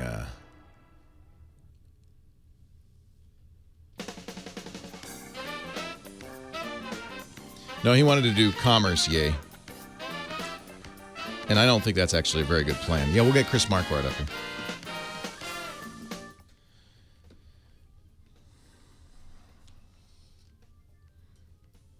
So remember, he wanted to do commerce. I don't know what I'm going to recommend. I have to talk to her first. Right? I have to ask some questions. Might be Windows Phone. You never know. I do like the new Note 3. It's awfully big. Big Commerce. That's the one I was trying to remember. Big Commerce. Hey, Christoph. Hello. How are you doing? I'm well. So can we talk about the A7R? A7 and A7R? Yeah. Of course we can. You can do a myth busting if we have time, but. Well, the myth I've prepared was it's something that might need the entire time. So let's talk the A7. I think this is a big story. And the future of full frame on small camera. I think this is a big story. Let's do that. All right. Interesting things happening. Yep. Yeah. Sony surprises everyone. No, the Note 3. I don't own a Note 3. I had a review unit which got sent back. So I'm waiting for the Nexus 5. I have to see the Nexus 5. I have to see. It may be a Note 3. What I need though is a unlocked Google edition that I could put on T-Mobile because I want the free international. I paid $1,000 for my trip. Don't laugh. That's horrible. That's horrible. Well, it's not much better here. If I travel outside of Germany, in Europe, it's changing because I think it's soon, maybe this January, the EU regulations mean free roaming across all of EU. Which is good, yes. That's huge, and I think that's why T-Mobile's doing this. Yeah, the Moto US are X kind of a third world country in that respect. Moto X is great, but I had to get an AT&T because I wanted to customize it. I'm waiting to see if they ever do the Moto Maker for for Unlocked. If they do that, I want a wooden back Moto X. No, I'm going to give H-Bomb the iPhone 5S. She just needs to figure out what carrier she's going to be on, then we can get it for her. Or, you could just go to the Apple store and get it, and I'll pay you back or whatever you want to do. No, but you need a 5S. Oh, what? You're not going to let me be out there alone in the world without a 5S? You can't walk around and internet date with an iPhone 4. It's just not safe. Okay. I don't know why, but internet dating is not safe, period. Ugh. Oh, my gosh. What? I don't know if anyone cares, but... What? After that rundown of that guy from last week... He listened? He was listening? contacting me again. Oh. No, he didn't listen because he would have known not to, bother me. Right. But he's like, hey, do you want to give it another try? Let's touch. Give what another Come try? over here I'm and I so wanna touch embarrassed you. and humiliated for you. I can't even look at you. God. I'm glad I'm not in the dating world anymore. Oh, my gosh. That's scary. Come on. That's scary. All right, I haven't dated since the last century. 1990. I think you did just have some dates. Leo Laporte, the tech guy. Chris Marquardt, the photo guy. He's at discoverthetopfloor.com. And we have talked off and on about professional grade cameras. I was really amazed on my trip at how many people had Nikons and Canons with interchangeable lenses, what we call the digital SLRs. These are cameras that start at $800 or $900 and can go up by 3 or 4 times that. I saw a lot of them out in the field. I think a lot of people have gotten serious about photography, and right on. It's a great hobby. So Sony, though, has thrown a real monkey wrench into all of this. This week, Sony announced 2 new cameras in their Alpha series, the A7 and the A7R. They're essentially the same camera with a very minor difference. But what it is the first mirrorless. Now, I'm going to explain this, Chris, and then I'm going to ask you what you think. But, Yes. but let me just run through this. Most digital SLRs, SLR stands for single lens reflex, and the idea is when you look through the viewfinder, you're actually looking through a mirror out through the lens. So you see exactly what the lens is seeing with an SLR. Then you press the button, the mirror has to pop up, that's that big chunk, take the picture, and then it pops back down again. Mirrors add a lot of bulk to a camera, a lot of complexity to a camera. They slow it down. It's a big deal. It's as you might imagine, a mechanical engineering feat. Well, we've started to see a lot of mirrorless cameras. Instead of having optical views through the lens, they use a little video camera that takes a picture and sends that up to the viewfinder. So it's not quite as high a quality, but you still are seeing what the lens sees, but you're seeing a video of what the lens sees instead of optically what the lens sees. That does make the camera simpler, believe it or not, and it certainly makes it smaller. When we took our vacation, we took the Olympus OMD camera, which is a micro four thirds camera. This is probably the most common mirrorless format. But Sony's been making its own mirrorless cameras, the NEX line, that are very high quality. They have nice big sensors, bigger than micro four thirds APS-C sensors. So what did Sony announce this week? They announced their Alpha line, which is their top of the line cameras, will now have full frame sensors.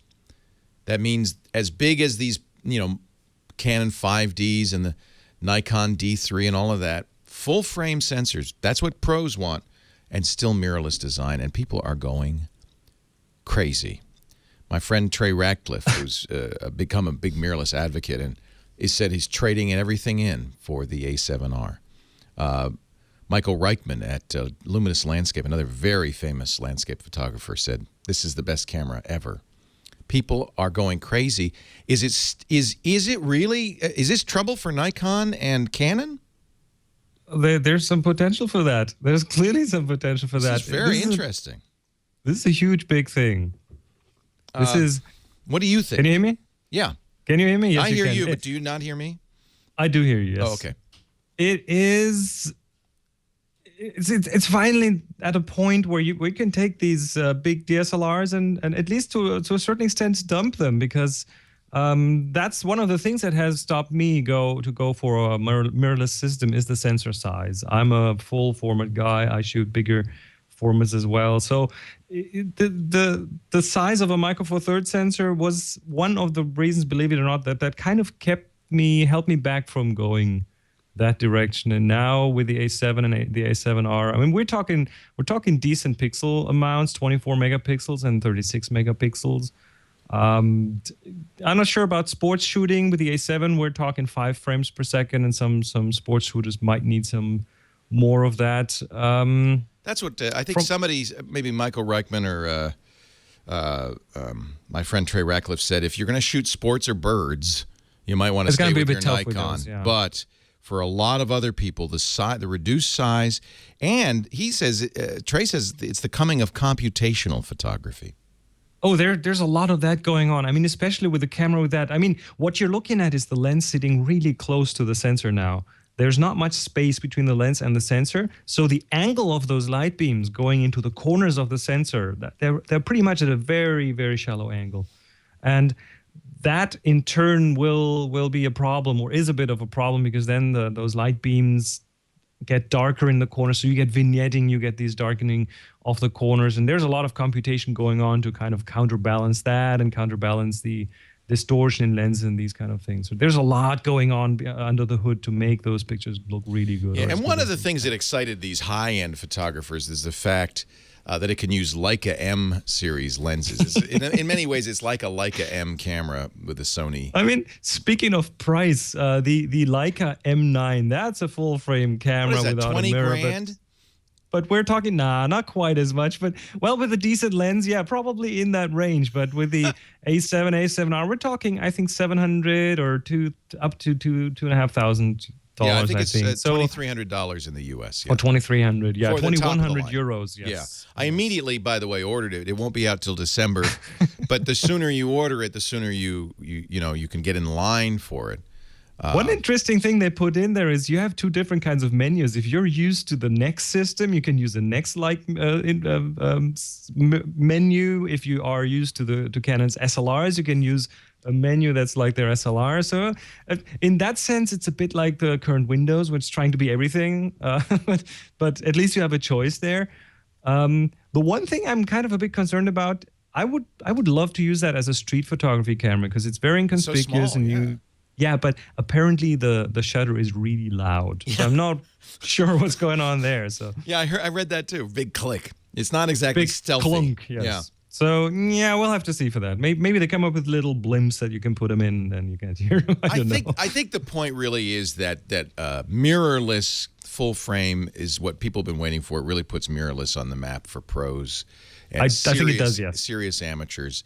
And you know, if you've ever carried around a Nikon, well, a Canon 5D, or worse, a Nikon D3, these things are massive. They're heavy. They're big. They're totally conspicuous, especially with the lens on there. And so that's why we carried the OMD on our vacation. It didn't look like, first of all, you're not a target for getting ripped off. But it looks like it was an analog camera, right? Yeah, it looks like you're some SLR. nitwit using an old film camera from 1962. Nobody looks at you. So I'm very excited about this. I think I do miss full frame. That's why the Micro Four Thirds was a little less than satisfying. So I'm excited about this. The camera's not cheap. I agree. That's $2,300 minus a lens. That's just the body. Yes. But the images I've seen with this thing are kind of mind-boggling. But you will be able to adapt a lot of bigger lenses Right. to that. So if you have lots of Canon or Nikon lenses, you should be able to get adapters and use those lenses. That's what they say, yeah. Yeah. So do you think this is a revolution? At least a huge step forward. I mean, it as you said, it puts that full frame thing on the map for professionals, I think. Yeah. So I'm almost ready to click that buy button now. Well, I figured I could click it and back out later, but I wanted to get in line. It's true. In fact, I am kind of talking to a lot of people saying, should I get it? Folks, if you wanted to join our little assignment, we don't care if you take it with a camera phone or a D3, whatever you shoot with. It's not the camera, it's the photographer, right? We would love to get your pictures. Not of last time was loud, this time it's silent? Silent. Take a picture. We got a few more weeks for our assignment. It's not a contest. There's no prize. It's just an excuse to go out and take pictures. New pictures every week. Upload them to our Flickr group, the Tech Guy group on Flickr, using the keyword silence so we can assign them. And Chris will pick 3 and look at them in a couple, 3 weeks maybe. Thank you, Chris Marquardt. DiscoverTheTopFloor.com. That's the place to go to find out about Chris and his podcast, The Tips from the Top Floor, and all of his fabulous workshops. Always fun stuff. Going up to Everest. Can't wait. Maybe this summer we'll see you in the States. DiscoverTheTopFloor.com. Leo Laporte, the Tech Guy. We're going to help buy a smartphone for Wendy right after this.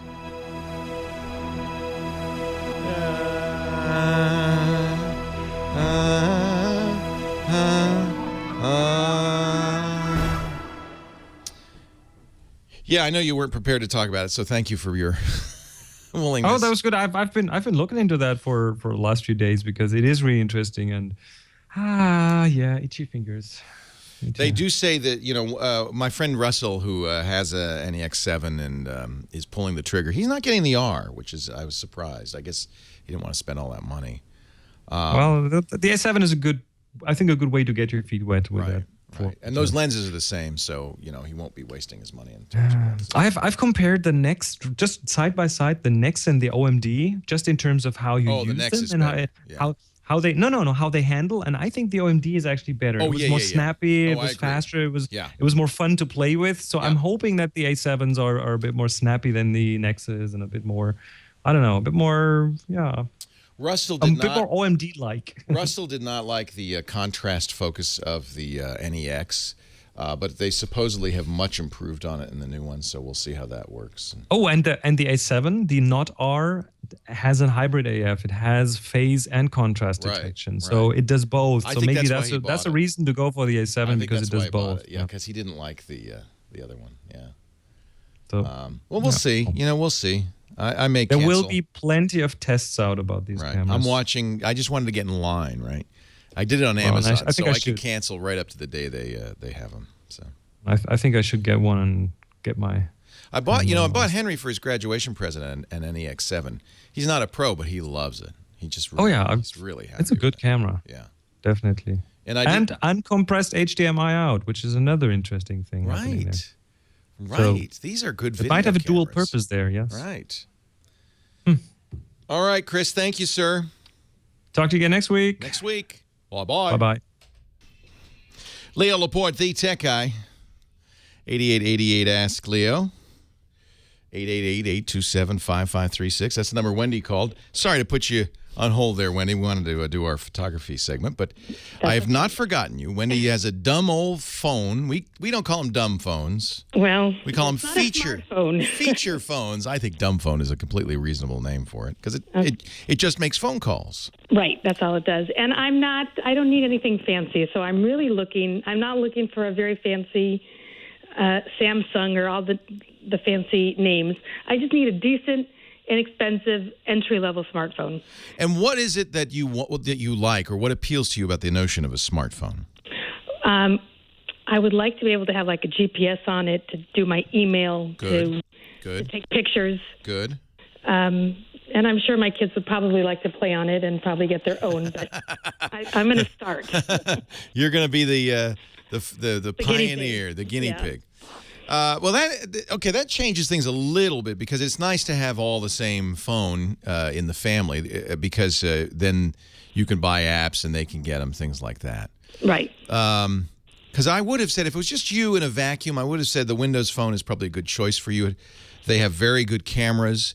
The reason I often don't recommend Windows Phone and people don't buy Windows Phone is because they don't have the rich range of applications available on iPhone and Android. Really, those are by the way, your 3 choices at this point. Is Apple, Android, as you mentioned, Samsung's the biggest name, but there are others, and Windows Phone, the Nokias, the Lumias. The Lumias are and who's your carrier? I should ask that. So I'm currently with Page Plus Cellular, and I was thinking of going to Metro PCS, and then I heard you mention Ting. So I don't know where I should go. Okay. That's going to very much impact what phone you get, because you may not have the choice. So you have to first choose your carrier. That's the most important thing. Ting, who is a sponsor of our podcasts, runs on Sprint. So you should check first to see if Sprint has good coverage where you are. It's not the case that it's great everywhere. Okay. I looked on there while I was on hold, and it said Los Angeles. Yeah, Sprint's pretty good, I think, in LA area. So, but I'd want you to test. So the problem with Ting is that you're going to get the phone in the mail. It'd be kind of nice. Metro PCS is also Sprint. So if Metro PCS works well, Ting will work well. Okay. So, but I want, if you could find a friend who has a Sprint phone and see how they like it. Okay. You know what I'm saying? Page Plus is also. Who does Page Plus run on? They might also Verizon. They run on Verizon, okay. Right. And they have good results for you? I've had good results. The only thing I don't like about Page Plus is the customer service is lousy. Yeah, they're all so bad. That's the one thing Ting really has going for it. Right, that's important. Yeah, so Ting will use any phone that works on Sprint. They do cell phones. Now, Ting doesn't subsidize. So one of the things that happens nowadays is you get these phones for $100 or $200 with 2-year contract. And what you're really doing is you're paying for the phone over 2 years. But it seems like the phone's cheaper. Ting isn't putting you under contract. Right. So you pay the full freight. And that could sometimes stop people in their tracks. Right. That's what? why I didn't want $500, $600? Right. Yeah, whoa. Right. So my old phone has been fine. So that's why I figure I don't need to spend $500 on a phone, but maybe there's an inexpensive smartphone you could recommend.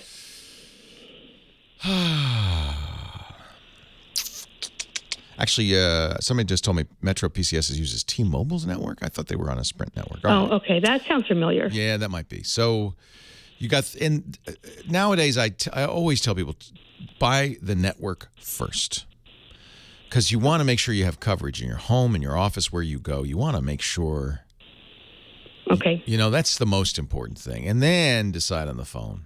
You do it the other way around, you might be sorry. Okay. Android phones I like a lot, but I think might be overcomplicated for you. The iPhone is always a good choice, but none of these carriers carry an iPhone, so you may not have that option unless you go with one of the big four. Fine. And these are all very expensive, too. Right. I'm paying $50 a month right now for Page Plus. That's a good deal. Yeah. And I don't use the internet. I don't use, data. I don't even understand what data is. I just need. Well, when you do some of the things you've just been talking about, that's data. Email's data. Oh, okay. GPS pulls down maps via data. The GPS itself is not data, but if you want to know more than just your coordinates, if you want to see it on a map, that uses data. Got it. So data is anything that you would say is internet based, which is web surfing, email, maps, that kind of thing. And so you will use more data than you might think. But you're right. You're probably not going to be a data hog yet. Yes. I'm looking at the devices on Ting to see. I'm sure they have a Windows phone. I just haven't. They have the 8. Yeah, you know what? Here's a good choice. Okay. They have the HTC 8XT, which is a very nice phone, for $348. That's a good. That's as low as you're going to go, I think. Okay. If you're buying a smartphone outright. All right. They do have used phones if that's still too much, but that's an excellent Windows phone. Windows Phone is a very good first smartphone. It's very intuitive, very easy to use. Okay, fine. So I would go with the HTC 8XT. Your kids might even like it. The problem with kids is, how old are your kids? My youngest is 16. Yeah. They have their own opinions. You know, your kid's going to say, well, but there's no Instagram on that, and I want to use Instagram. Right. He's not going to get Instagram. They're not. All right. Well, in that case, get a Windows Phone. You're in good shape. Okay, fine. I think that's a good choice. If they AXT? HTC is the company. Right. And it's the 8XT. Okay, A is an apple. Yep. Okay. And if you use techguy.gizwiz.com, it's $25 off. So then beautiful. That gets a pretty good price. That gets it down to $348. I think that's, for a smartphone, that's about as good as you're going to get. Terrific. I really appreciate it. My pleasure. You know what? Call back in a couple of months after you've used it for a while, I'll and let me know what you think. Okay, I will. All right. Thanks. Thank you. All righty. Bye-bye. I'm not implying that you're an experiment, but you are. It's hard to, people are probably baffled by my recommendations because it's always different. But I try to, tailor it to the person and to their needs. If it's your first smartphone, you're not going to look at the Windows phone and say, well, golly, I don't understand why there's no Instagram here, because you've never had Instagram. But if you're coming from an iPhone or an Android phone to Windows phone, as I do and many do, you're definitely going to feel the lack of certain apps. But the nice thing is Windows Phone's interface is very straightforward, very easy to use, very friendly. So I think a lot of people who are going to their first smartphone, that's a great choice. I really do. Michelle, Thousand Oaks. Hi, Michelle. Leo Laporte, the tech guy. Hi, how are you? I'm great. How are you? I'm very frustrated. You're a photographer. Well, I'm in my 70s, and I started it when I retired. What a great hobby, though, isn't it? Loved it. Started with Canon, had the Mark II. Oh, you're serious. Had a bad spell there, 2 unexpected surgeries last year, so that was a wash. Then my son was here, and he convinced me to buy the Olympus. Okay, because it's a little smaller. Yeah. Yeah, easier to carry. The lens. Yeah, I like my Olympus. I use an OMD, and I'm very happy with it. I have that one, too. Yeah. But I'm disappointed with the lens. Well, it's not the lens. You've gone from a full-frame sensor, this is what we were talking about, to a much smaller, a micro four thirds sensor, so you don't get the depth of field that you used to. One of the great things that makes a pro look like a pro is the foreground's in focus and the background's nice and soft and fuzzy. You just don't get that on the smaller sensors. Hey, hang on. We got to take a break for local news, Michelle, but I want to help you with your problem right after this.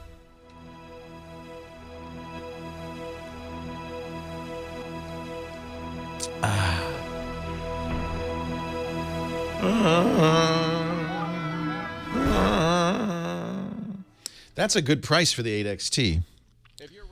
I think that's the phone that until the Lumia 928 came out, a lot of our listeners used.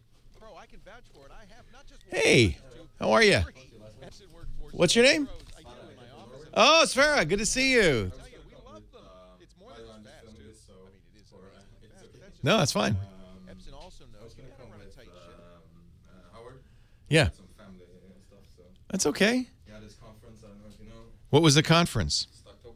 Ah. That's right. Did you mention that? I think you did. Yeah, we're just starting, and also we're just starting a similar thing as what you're doing here. So. Oh, good. Where's that? In Norway? I don't know. It's like location. I mean, it doesn't matter. You can do it anywhere. Where's Petaluma? Nowhere. Yeah, I thought it was close. Yeah, no, not close. Fly an Uber to get it. Well, I'm glad you came, Sfera. That's great. Nice to meet you. Oh, it's really nice to meet you. I've been watching it for years. I knew it was impressive, but this is. Yeah, kind of nice, huh? We've done a nice job, I think. I hope they don't take it away from us. Say again? You're debt-free? Debt-free, yeah. Debt-free, sort of, yeah. We're debt-free for the studio. I just took a mortgage on a house, but the studio, we paid off the studio. Now, the only issue is we leased the space, and so I'm a little concerned that the landlord's going to sell it out from under us, so we shall see. Well, we'll see. That's the problem. I knew it was a little risky to build a studio in a leased space, but we couldn't afford to buy the building then. We might have to buy it soon. Is it a good business here? Do you think it's, I mean, I know it's a good business for us, yeah. Yeah, no, we make good money. I just love your model here. I mean, it's a hard model. I mean, the only reason that I think that I can make it is because I came with kind of a built-in fan base that followed me. Thank you, guys. So I would suggest go slow until you build, we were able to bootstrap. So we never took investment, and we just built. The only reason we took a loan for this is because we needed we took a construction loan, but we had the revenue to back it up. And if you can, I would say, don't get too greedy. Just do it as you get the support from your audience. That way, you'll never get bigger than you can support. But you started with like 200,000 subscribers or something. Yeah, that's the thing. We had a very big, large built-in base to start. Yeah, if you start a podcast and nobody knows who you are, you're going to have 100 viewers or 200 viewers or 1,000. We're building on top of that. It's a social network, so I guess that's the built-in audience. Then you can do it if you have a community. The community will let you know what you can do, right? Yeah, exactly. But that's why we're doing this. We got drunk. He just said, that's why we're doing this. We got drunk. No, we got drunk in London. Yeah. We met him the first time. We had talked online. And oh, that's neat. We should do this more. We got drunk and talked finance, and maybe that's a good base. Oh, it's you and who? Me and Howard Linson. That's right, Howard Linson. Yeah. Well, Howard definitely has the built-in audience. He did, and he has the money too. By the way, he didn't make a huge amount, but when he sold, he did all right. He made some, yeah, $5 million. He sold it for, yeah. All right. Well, that's the thing. I think he then was smart and he took that money and did some angel investing. I hope he's done well. I imagine he has. I met the Uber guy yesterday, the #1 employee. And he was one of the first investors. It's really interesting, yeah. It's very interesting. And the problem is you live here, and you can get sucked into all of that. Like, oh, look, all these people making millions of dollars. I want to be one of them. Well, that's a wonderful thing. Where in Norway are you from? I think I asked you this. Yeah, I'm from the north. The north. Tromsø, all the way north of the Arctic Circle. Wow. Wow. Google, if you go to the Norwegian map, all the way on the map. How do you spell it? Tromsoe.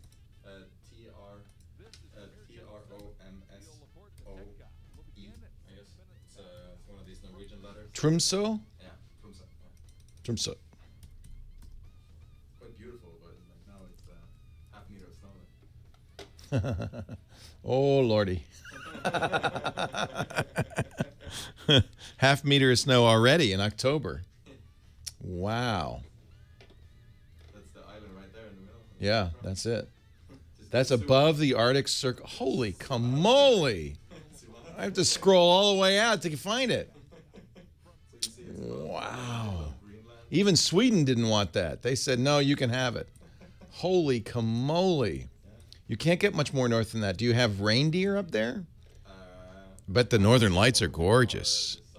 You did? You hit one with a car? All right. Santa Claus would be unhappy. But I bet the northern lights are gorgeous up there. Do you already have a half meter of snow already? Does it get warm in the summer? Not The summer was unseasonable. It was incredible. It was the best summer. I bet it's beautiful when it's warm. I don't know. No? It's weird. It's like coastal climate. That's a big Oh, so it's cloudy a lot. Yeah. So Yeah. it's something weird. There's a university up there. Yeah. Tromsø. Tromsø. That's like the only business though. Really? Yeah, seriously, there's no business. Everyone's a hairdresser or a student. And then here's the Arctic Cathedral. I got to see that. That looks beautiful. Wow. Go look at other pictures of it from the outside. You want to see it from the outside. Oh, is that beautiful? Oh, that looks like the what we saw in Christensen, what is it called? The Great North Highway or something? Look at that. Yeah, that's beautiful. Holy cow. You're christened there, huh? Yeah. Wow. Wow. Yeah, it's nice and when you see it in a picture like this, it's great. But you got to see it in person, yeah. Wow, that's beautiful. What I'm saying is like it's not that great to live there. Oh. Well, you left. You were smart. Originally from Rhode Island, I was born in New York City, lived in Rhode Island as a kid, but we moved to California when I was in high school. So I'm a native, I think. Close to a native. Yeah, I feel home here. We've been here 20 years. It's nice, isn't it? San Diego, great climate. People are great. I love San Diego. Yeah. Yeah. Huh? Isn't it great? Are you happy with it? How about the touch? Is it responsive? Yeah. I think the early units had some issues, but it does reboot? Oh. I haven't had that happen. I think they had some manufacturing troubles. Asus, yeah. You're tuned to Premier Channel 7. Leo Laporte, the tech guy, will begin at It's practical, and then do everything on the 7. That's a good idea. Yeah. You could put Skype on that or one of those services. Yeah. Yeah, that's what I do. Yeah. And I have on my iPad, I have a program called, I can't remember the name of it, but it makes it Talkatone that basically turns the iPad into a phone. So my Mini could be used as a phone. I think it could be a great phone. A 7-inch phone. Maybe that's what Apple will announce. Wouldn't that be interesting? What a shock that would be. No. It's all form factor at this point because it's too mature. They can't. That's the problem. Stuff gets successful and you can't mess with it. Oh, do you know something?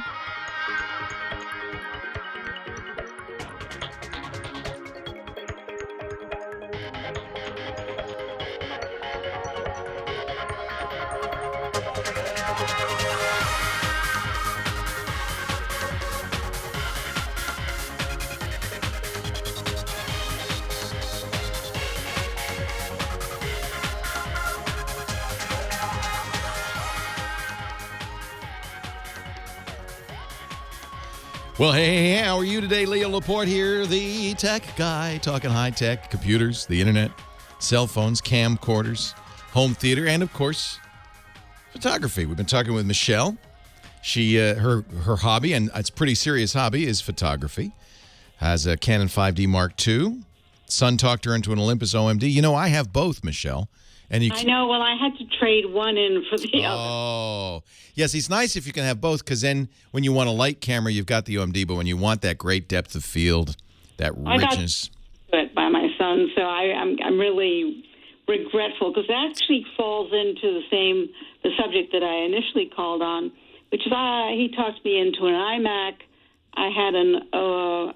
You got to stop listening to your son. I know. Go ahead. I'm sorry. I'm sorry. Go ahead. Loved my MacBook Pro. Yeah.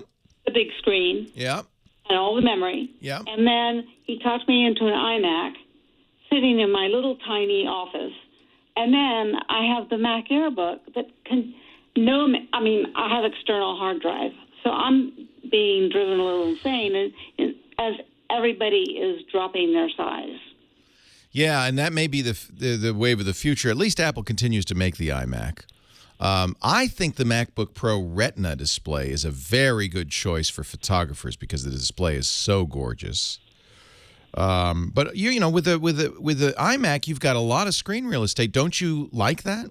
Yeah, I do. But then I put all my photography on the Mac Airbook, but I put it on an external hard drive. Yeah, because the MacBook Air doesn't have a lot of storage. It's very fast. Yeah, but it just doesn't mean much to me because I primarily use it for the photography. So did you trade in your iMac for the MacBook Air? No, I have both. You have both. Okay. So, I would stick with the iMac for most of what you do if you don't mind sitting in your office. But I get it. I gather you like to get out of there. Yeah, it's a very confining because I do, any paperwork and. Yeah, who wants to sit in a little closet? Exactly. Well, it's not quite that small, but it is small.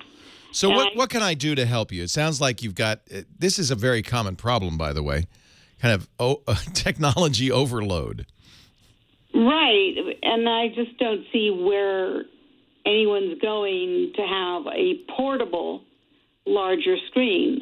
No, in fact, Apple discontinued the 17-inch MacBooks.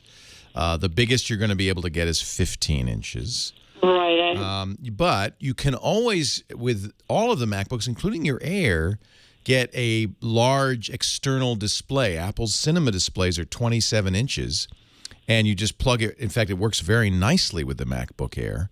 You just plug it in, you keep the Air closed, and it's like you have a desktop computer. What I do, and this might be a solution for you, is to get a keyboard. You already have it, so you don't have to get it. But if you get a Bluetooth keyboard and mouse or trackpad.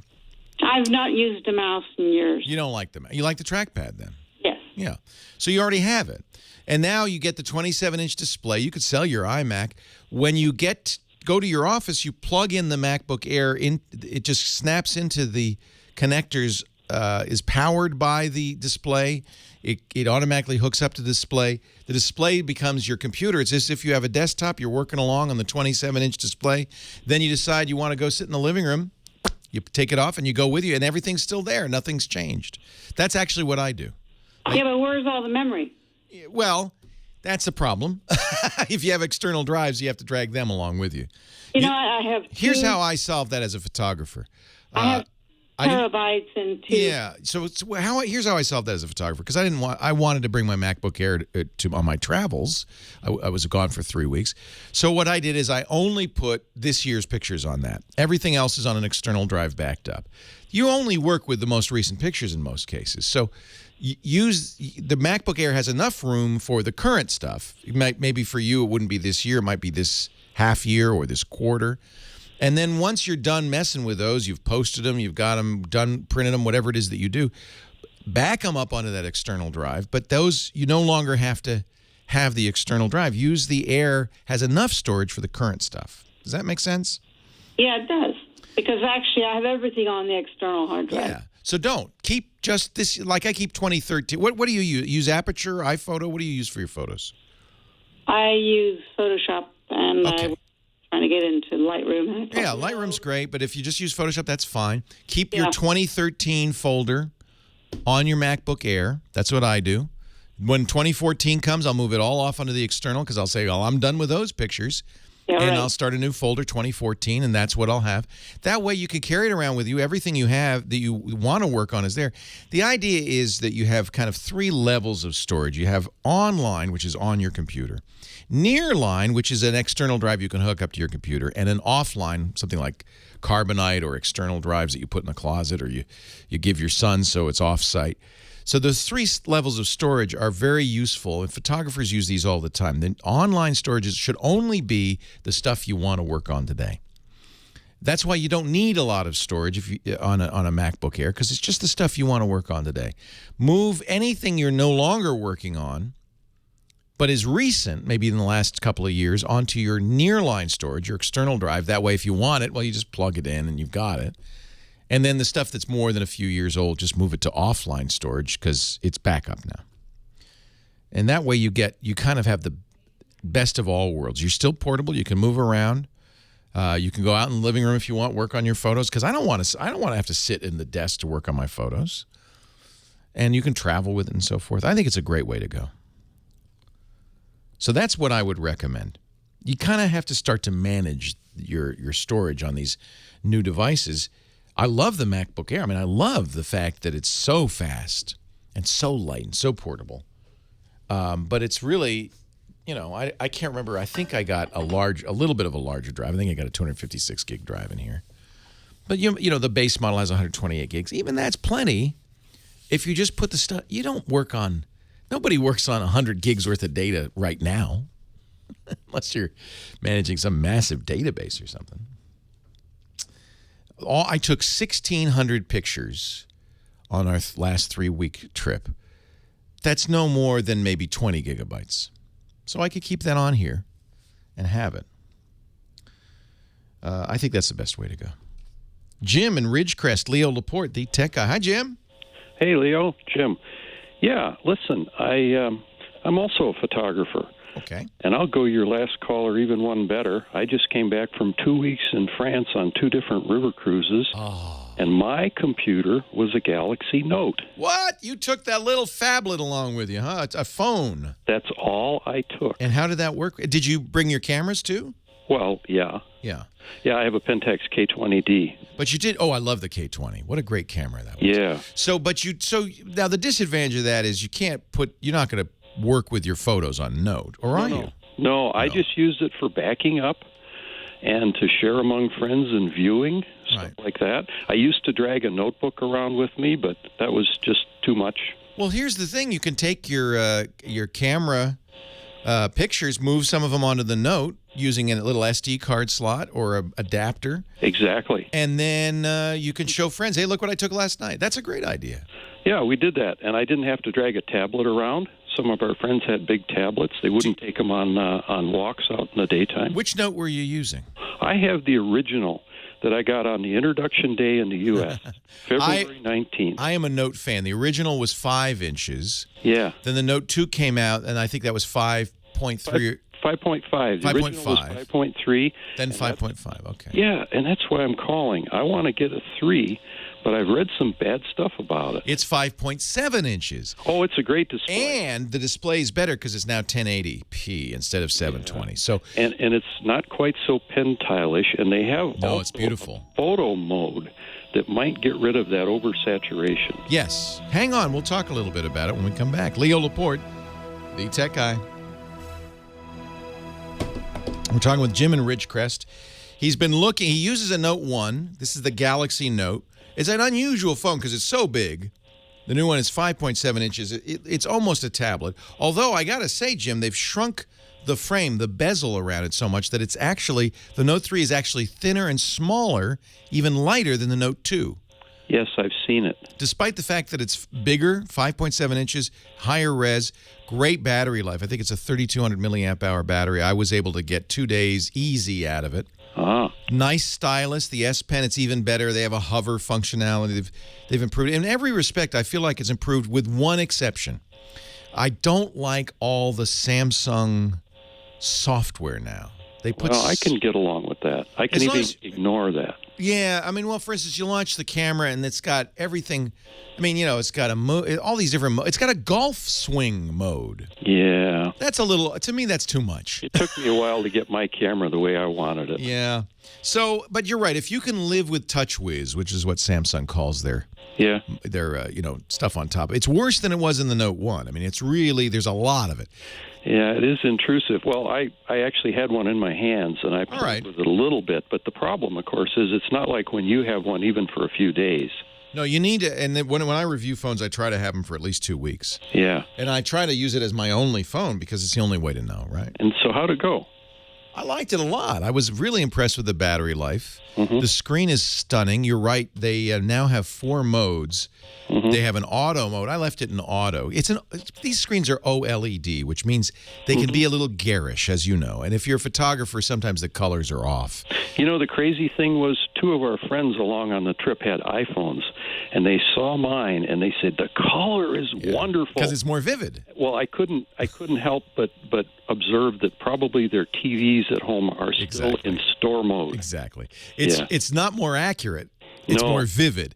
And some people like that. And truthfully, if it's just for a phone, that's fine. But when you're looking at photos, obviously accuracy is important. They do have a movie mode now, which I think gives you fairly accurate color. It's not, you know what, it's probably not as good as Apple's IPS LCD screen, which is probably more accurate. Well, what about some of their early rollout problems? Did you read the Ars Technica article? I had. What did they say?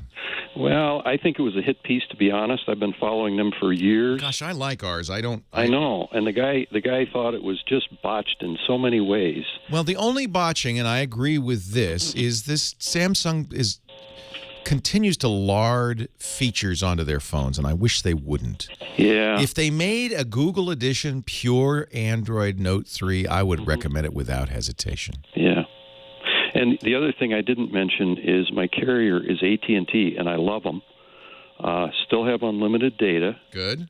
But I know there are issues with them. But my point is, I'm going to buy this through them because then if I have any problems, and I've been in computers for a long time, but I still want to go back and say, look, guys, fix it. Yeah. But my Note has been wonderful. If you're happy with your Note 1 and you understand that Samsung has put more of the Samsung stuff into the Note 3, I think you'll be happy in every other respect. The screen is far better. And what I love about Android, I'm a Linux guy. What I love about Android is that I can control it. Yeah. I can do anything I want on there. I can get anything, and I can get rid of most stuff, or at least ignore it. What mostly I think Ars was mad about with the Note 3, as I remember, was that Samsung tunes their performance to look better in benchmarks. Yeah. This is an old story that's gone on for years. One of the reasons I don't like benchmarks is these are synthetic programs that you run on a phone to see how fast it is. And, of course, the manufacturers of the phone can and often do look for the benchmark software and then say, oh, good, we're going to optimize for it. And it makes them look 20 or 30% better. But you know what? A benchmark's meaningless to me. Try it. If it feels fast enough, it is fast enough. I would agree with you. Yeah. And by the way, big fan. A ham, photographer. I used to be in broadcasting. You're a man after my own heart. Linux user. I love it, Joe. Yeah, well, listen, Linux desktop, that's a tough world to be in. It is. I don't know if Linux will ever be big on the desktop, but, you know, people have mocked Linux for years, a free operating system invented by Finnish graduate student Linus Torvalds in 1992. But what they forget is it is now probably the most used operating system in the world, thanks to Android, which runs on Linux. Yeah. My biggest gripe are some of the apps. I've had my share of trouble with Office. Yeah, I try to use Linux desktop all the time, and it's not for real people because too much tweaking involved. Yeah, and I'm basically in that world a business user, and they don't understand business users. Even Ubuntu, which really is the best attempt yet at a desktop Linux. No, I agree with you. And you don't hear me recommend Linux for most people on the show because it's just, I don't want them to call me back, say, hey, I upgraded and now my Chrome doesn't work anymore. And I have to say to them, oh, yeah, there's a dependency. They deleted a library file. You need to download, compile, and install this library for Chrome to work. By the way, I almost bought a Chromebook for this last trip. That would have been a huge mistake because France has gone to two-part authentication on all the Wi-Fi I could find. Interesting. And they disconnect you with regularity, so you have to keep going through all that stuff. Where most other places, once you log on, and by the way, all their Wi-Fi I found was open, so there's no problem connecting. It's just this authentication. Hey, let me ask you that. So you're on a river trip. You can use the Wi-Fi as you go? Yeah. Oh, no. On the ship. You have to wait till you land. No, the ship had their own satellite. Oh, okay. Yeah. Which had its own set of problems. I always wondered, because you're on a river cruise, you're right next to the land. Oh, yeah. I hadn't been over there for a while. Last trip was 3 years ago to Greece, where we found Wi-Fi everywhere. Right. But this time, I was amazed. Even in Paris, I would occasionally turn the phone on and use one of the Wi-Fi sniffer apps, and I would only find maybe 5 or 6 hotspots. They seem to be dominated by the telcos. Right. That's actually what's happened all over the world. They have this game where send us your, we'll send you a text message with your creds in it. Yeah. And of course I don't have that, and I did not have voice activated at all, even though I could have. I did buy some data. I tried to exist on Wi-Fi alone. How'd that work out?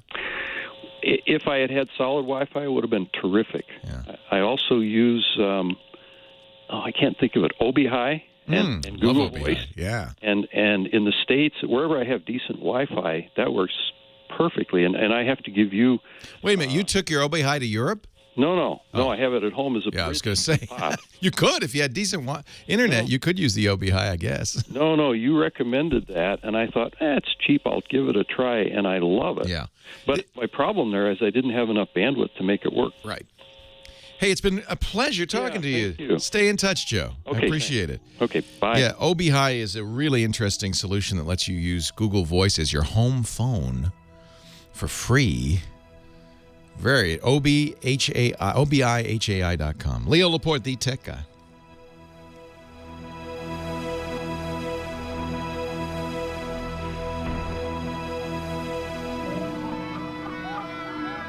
Scissor Fight says sign up for Phone, F-O-N, before you go to Europe. They're all over Europe. I didn't know that. I know about Phone. It's a mesh technology. Interesting. Wow. Jets, Pats, 27 in overtime, 27-27. Wow. Who'd have thunk it? What a fight. It's a good game. I guess this means that, what do? They delay? I think they delay the Niners based on that. Or not. No, the Niners game's already started. And it's 3-0 San Francisco. All right. Niners. I care because if I go home and the Niners have lost, I go home to an unhappy house. You know what they say? No dinner for you? No dinner. In Turkey, everywhere, like Lisa's wanted to buy something, the guy would always say, unhappy wife, unhappy life. I said, yeah, I heard that. I've heard that before. No, Lisa is not at the game because it's in Nashville. She skipped the game on Sunday. She wasn't really up to it. She sent her brother-in-law, Joe, who's doing all of our work right now in our house. We found, yes, we bought the grow house, and we thought we put new carpet in and painted, and we haven't smelled any pot. It smelled really good, although the painter said, it's weird because I climbed up. There was a very high place where he was painting, and it smelled so strong of pot up there. I thought, is there pot taped to the ceiling here? So I have to go into the crawl space and see if they were storing stuff up there, but I haven't smelled anything in the house. But we did find a fake heating duct. So one of the things I had learned in my research on grow houses is it's not uncommon for them to cut holes in the roof to vent. And so we were very careful with the inspections. We checked the crawl space and the roof. Everything seems intact. But then when we pulled up the carpet in the master closet, there was a heating vent above and then a different one below. And I didn't notice. The painter pulled it up. He said, there's no duct down here. It goes right to the crawl space. It goes right out the... They cut a hole in the floor. It just goes right out the floor. Delivering packages. I think it was for venting. I think that what I think now is that they use one particular room, which is our guest bedroom, for the grow, and then they would bring them into the master closet to dry, and they had ducting coming out of the master closet. Anyway, we had to patch that. Well, at least it's not the Breaking Bad house. It could have been, but it's okay now. Because that's dangerous. It's okay now. We have now gone through it with a fine-tooth comb. There's no smell of pot. The new carpet's beautiful. The new paint's gorgeous. So we're happy. We're happy. It's pretty funny, though. I thought, there's no more. And then there's this hole cut in the floor. And then they put a dummy vent in it so no one would notice. Unbelievable. Unbelievable. It wasn't that big. It was just big enough for a larger than normal heating vent, but like that big. So I think they had blowers. So it was for drying or something. I can't figure it out.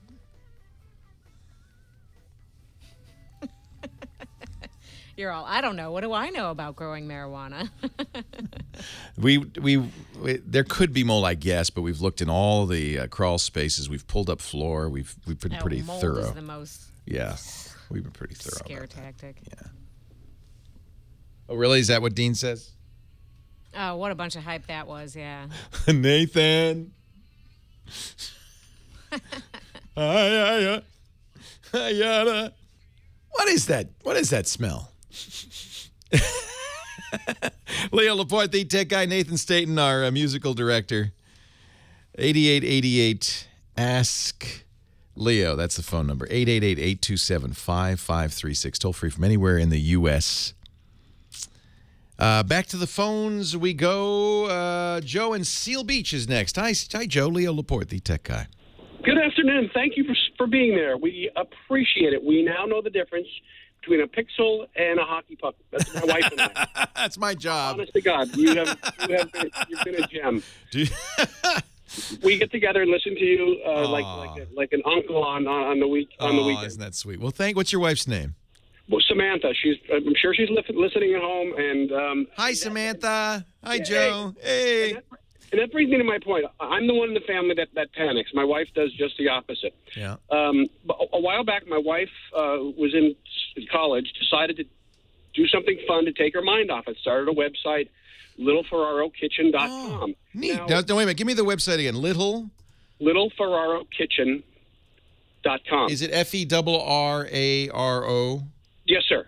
Kitchen.com. All right. And now she did this because she loves to cook, and I love to eat, and I'm also in the food and beverage industry. In fact, she's taking cooking classes in Istanbul in about 3 weeks. Oh, I'm jealous. Yeah, I know. And so I panicked a short while ago when you were talking about who owns the website. Is it really ours? I wouldn't even know what questions to ask the person that put our website together. So, well, let me scroll down to the bottom. Okay. Copyright. By the way, this is not a correct copyright message. It lacks the day or the year rather. Copyright the Little Ferraro Kitchen, and then a dash, and then Silhouette Graphics misspelled. GRPAHIC. So that doesn't give, I mean, they spelled silhouette right, but there's a little typo in graphic. That doesn't give me a huge amount of confidence. They're the people who did the site for you? Yes, and the girl that did it is, she's always around when we need her. And that's good. But again, like if she, like you said, if she moves to Aruba, does our website? Here's what you want. You want the keys to the kingdom, okay? Yes, sir, we do. While Kidda is being a nice person, which she is apparently, and she is a good web designer. I like her personal site is gorgeous. So, do you know who hosts it? Not a clue. I should see. We're so busy worrying about all the stuff. Yeah, as you should be. Why should you worry about the web design? That's not. You don't want to be a web expert. You want to be a content expert. Yeah. So, what you want to ask her is this a WordPress site? I think it is, but I don't know for sure. I've heard that before. I believe it is also. Okay. In fact, one way to tell is to take the address of your site and type a /WPADMIN and see if we get a WordPress login on the site. And yes, we do. So, okay. Yay. So that is a WordPress site. By the way, that's a security hole. Shouldn't feel too bad about that because I did the same thing with healthexchange.org, the government's health exchange site, and also got the WordPress login. That should not happen, but it does a lot of the times. So anyway, now we know you have a WordPress site, and so does any bad guy who's got the sense to type that in. Mm-hmm. So the first thing you want to know is where is it hosted? Okay. And who's paying for the hosting? Do you get a check? We pay a monthly or a yearly or something, but it's not a lot. It's cheap. Yeah. So, but you want to know that that's in your name, not hers. Because if Kidda decides to go to St. Kitts, you want to be able to call the hosting company and say, hey, this is Joe and Samantha. We're good, right? And the hosting company says, yeah, you still pay the bills, so you're good. You don't want Kidda. You don't want to pay Kidda, who then pays them. Because if Kidda goes away, how do you get your site, right? Wow. Yeah. So the other thing you want to do is check who owns littleferrarokitchen.com. Now you can do that with a who is. I'm going to do it right now for you. Who is a lookup. You can go to whois.net. A lot of places you can go. And you type in your URL, your domain name, littleferrarokitchen.com, and you see who owns it. And I'm going to see who owns this right now. We're going to just check real quickly here. It's owned by, it's registered with GoDaddy, so that's good news. It means probably your website is hosted at GoDaddy. Mm-hmm. But we want to know who the administrative contact address is, and it seems like it's private. Okay. So you might want to go call GoDaddy and say. And eventually, we want to buy this. I mean, I kind of always thought we did. We already owned it, but we should. Well, you kind of do. You should own it. Yeah, so you probably could just go to Kidda and say, hey, Kidda, we're just a little concerned if you decided to get into another line of business that we'd be out of luck. So would you mind if you just give us the keys?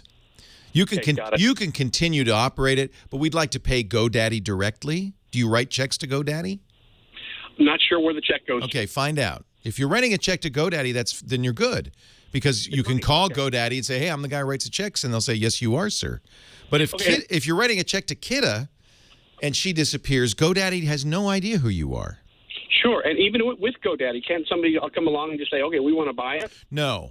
They can't, okay. No. I mean, you're good there. Okay. But given that it sounds like Kidda, your web designer, registered your domain name, it may be registered in her name. This is not unusual. They don't want to bother you with all that. Yeah. Okay. But if it's in her name, you cannot. You heard our caller who said, now I have to figure out how to get it back. That's why I panicked. Yeah. So you say, hey, Kidda, what if you're hit by a bus? What are we going to do? And would you mind if we had access to GoDaddy and the GoDaddy account? Would you mind if we put the domain name registration in our name? She's going to say, oh, yeah, I did that because I didn't want to bug you with it. But if you want to take that trouble, go ahead. She should say that. You might also tell her to spell graphics at the Understand. at the bottom of your website. Just fix that. Wonderful. And I'm glad you were talking about photos, too, because my wife does every photograph on that. She went from taking a picture, with a small camera to now she's got a Lightroom set up and all the background stuff. Absolutely took something and turned it into something amazing. I'm so proud of her. Oh, isn't that great? Chat Room, by the way, has done a little research, and they say GoDaddy is the registrar. They don't host it. It's hosted based on the IP address, a company called Bluehost. Does that ring a bell? Yes, it does. Okay, that's probably who you're sending checks to.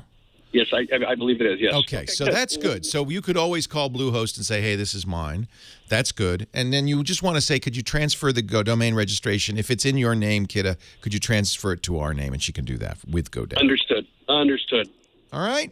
Excellent. Nothing to worry about. Nice site. I like it. Little Ferraro Kitchen. That's cute. We love it. All right. It's amazing. Thank you so much for being there. Tell Samantha, have fun in Istanbul. It's one of the most amazing cities in the world. Fabulous city. Be fun to cook there because it's such an interesting, kind of amalgam of Eastern and Western and a variety. Really, really cool stuff. Leo Laporte, the tech guy, 8888 Ask Leo. Aiden in Riverside, you're next. Hi, Aiden. Hello. Welcome. Hello. Hi. I was wondering, what is the best stop-motion animation camera and/or program? Oh, do you do stop-motion movies? Yes. Awesome. It is one of my favorite hobbies. What are you using right now? I am using Stop Motion Studio for Apple devices. All right. And what camera do you use with that?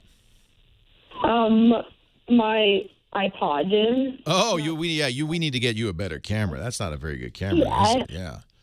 So as Stop Motion Studio, well, it's free right now. That's cool. Yeah. I'm a fan of iStop Motion. I know the guys at Boinks, and I like that. So let's see. So it's designed to run on your iPod Touch and use the iPod Touch's camera. So that's you're going to be kind of stuck with that while you use this software, right?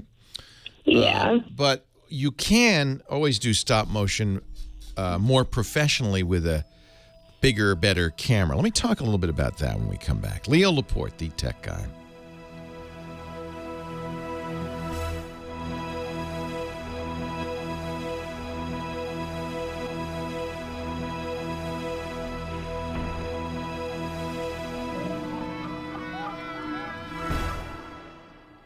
So I don't know if it was healthcare.gov. I think it was. Wasn't it? It was the exchange site. Is that not a government site? Yeah. Yeah. It was pretty funny. Then we started to hack it, and then I thought that's probably not a good idea. Yeah.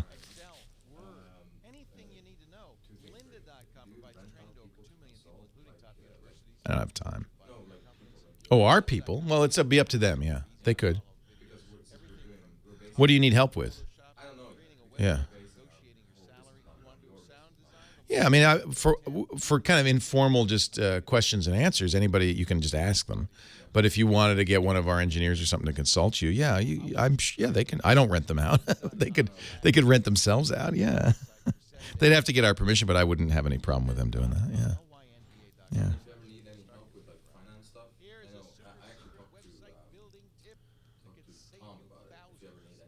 Oh, good. Yeah, Howard's I sat next to Howard in France at the Guy Savoy restaurant during a Le Web. I had Scoble on one side, Howard Lindzen on the other side. Didn't get a word in edgewise. They're both kind of talkers. Howard was upset about something. I can't remember what he was upset about. He was upset about something. Always something. Nice to meet you, Sfera. Thanks. Stay in touch. Good luck. Are you going to move to New York? Where are you going to be? Right now I'm running Oslo. You're going to stay in Oslo? Yeah, but it's fun to come here. San Diego. Move to San Diego. You should. It's beautiful there. All right. Take care, Sfera. Nice to meet you.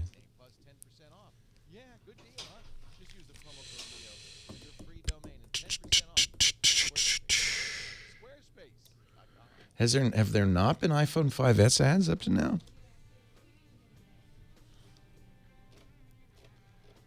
Let's watch and learn.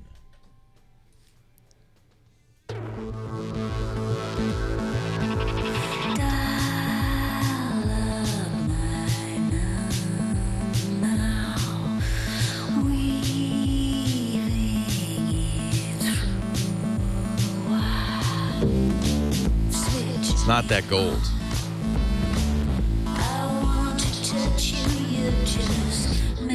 Apple's so good at picking music, aren't they? So good at picking music. Wow.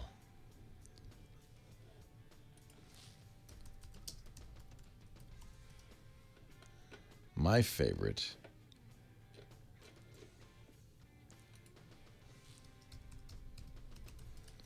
gold commercial is this. It's a direct TV commercial. Have you seen this? Opulence. Here we go. Opulence. I has it. I like the best.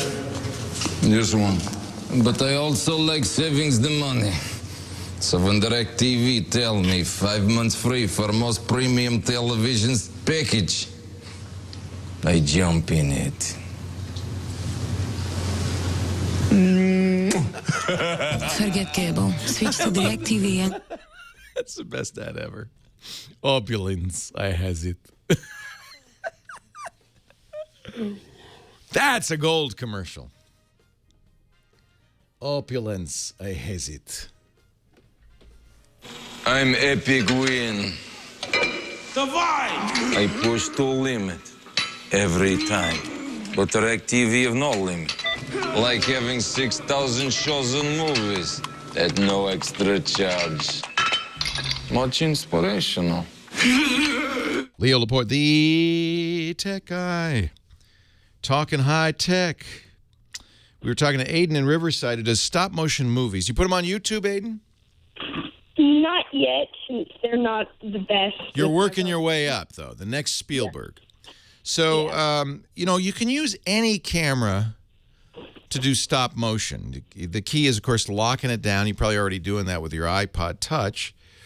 Yeah. And then there's stop motion software. Do you have a computer? Yes, I do. Mac or Windows? Windows. All right. I don't remember what the chat room is going to tell me what the best stop motion software is on Windows, but that's the better way to do it. Instead of the touch is fine for getting started, kind of understanding it and so forth, but eventually, and you can buy a used, DSLR or used point and shoot, and you take a picture, you move it, you take a picture, you move it, you import the pictures into your software on your desktop, and and then you make a movie out of it. It's very similar to what you're already doing. The only difference is you can do it by hand. There is software that will control the camera as well. Chat room's telling me Animator HD on Windows is free and very good. Animator HD. Okay. Yeah, and so I think this is good. I want to encourage you, and you should tell Mom and Dad, hey, this is your retirement plan. I'm going to be the next Steven Spielberg, so you should really help me with my stop motion career. Yeah. Okay? Okay. Thanks, Aiden. Great to talk to you. Rocky Hawthorne, Leo Laporte, the tech guy. Hi, Rocky.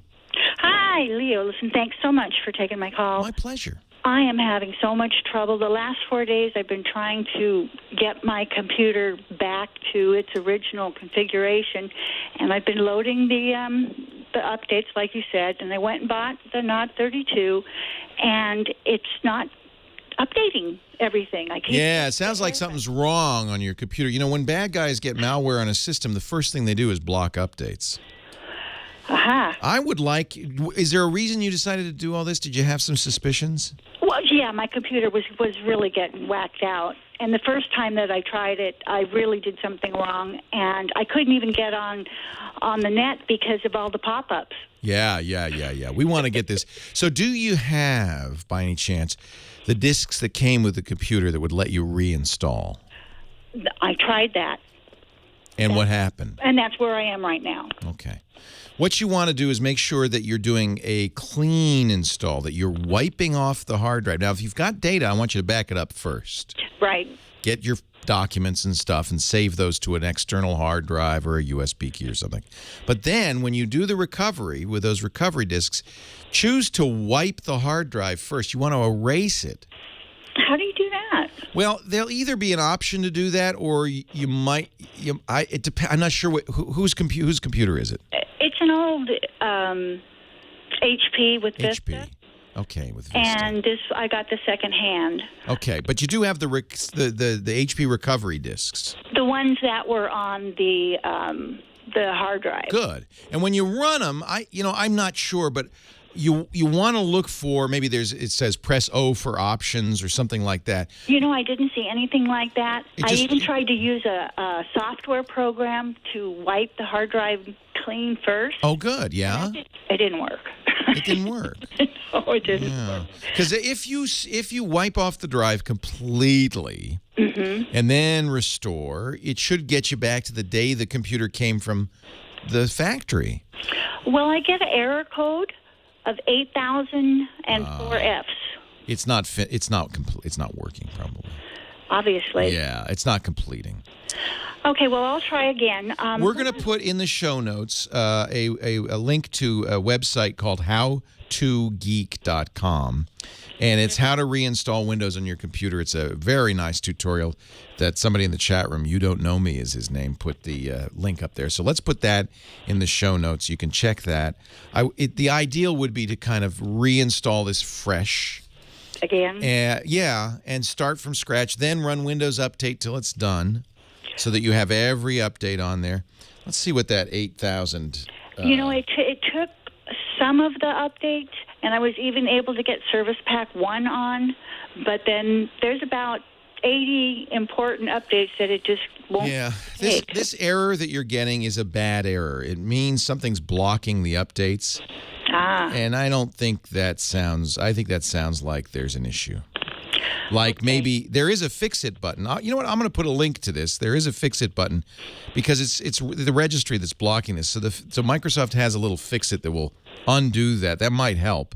When I've gone to the help thing, it says to go on the internet to get find. But you can't get online. Code. You can't get online, can you? I haven't. Yeah. So there is a Microsoft help file that says Windows Update error 8000 FFFFF. Here's what you do. Click this button and it will fix it. I tried to do something like that, and it came up with Windows Update Diagnostic.diag. Oh, yeah. You might have to bring this to a friendly tech guy. I hate to say it. They'll have a disk that can do this and kind of force it through. If you start completely from scratch, you've eliminated the malware, then you can restore your data. And I really want you to do that. If you're seeing pop-ups and weird behavior, you probably have malware. One of the things bad guys do is they prevent you to update. They don't want you to do any updates, right? Because that would block their entry to your computer. So, you've done what you can by yourself.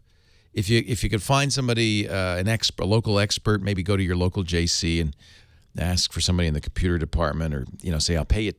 Hey kid, come here. I'll pay you $100. Fix this, or go to a good computer store. They're going to be able to fix this for you, and I think you really do want to get this fixed. There's no reason to throw the computer out.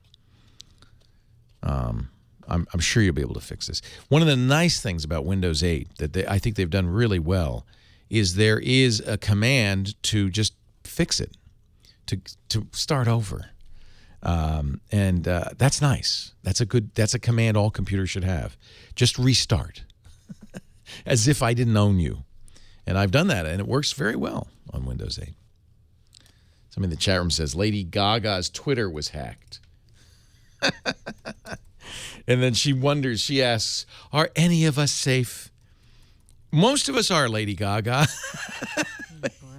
Just because you got hacked. Well, maybe she feels like I have the best security anywhere. I don't know. Are any of us safe? Twitter will take care of me because of who I am. I can't recommend Lady Gaga's Twitter feed. Yeah, thank you. Apparently, it's prominently, this is not. Oh, okay, this is the hacked part. I get it. Lady Gaga is a reductive Madonna copy. She's over now, tweets Lady Gaga. Lady Gaga is fat now, tweets Lady Gaga. No, I would say she was hacked. Yeah, but what's odd is she doesn't apparently seem to know how to take it back. What's odd is people spend so much time to be so stupid and cruel. I know. Come on. Grow up. Get a hobby. Get a life. You would never do that, Heather Harmon. I don't got time. Ain't got time for this. Ladies and gentlemen, we are out of time. I can't believe how fast the day goes. But thank you, Heather Harmon, for answering the calls.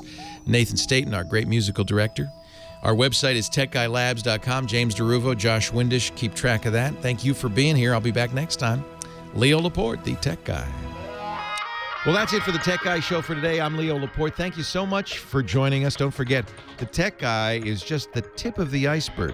We do nearly 30 shows now on the Twit Netcast Network, and you'll find them all at twit.tv. We talk about Windows on Windows Weekly, Macintosh on MacBreak Weekly, iPad on iPad Today. You get your daily dose of tech news from Tech News Today, and our weekly roundtable show, This Week in Tech. It's all at twit.tv. And I'll be back next time with another great Tech Guy podcast. Thanks for joining me. See you next time.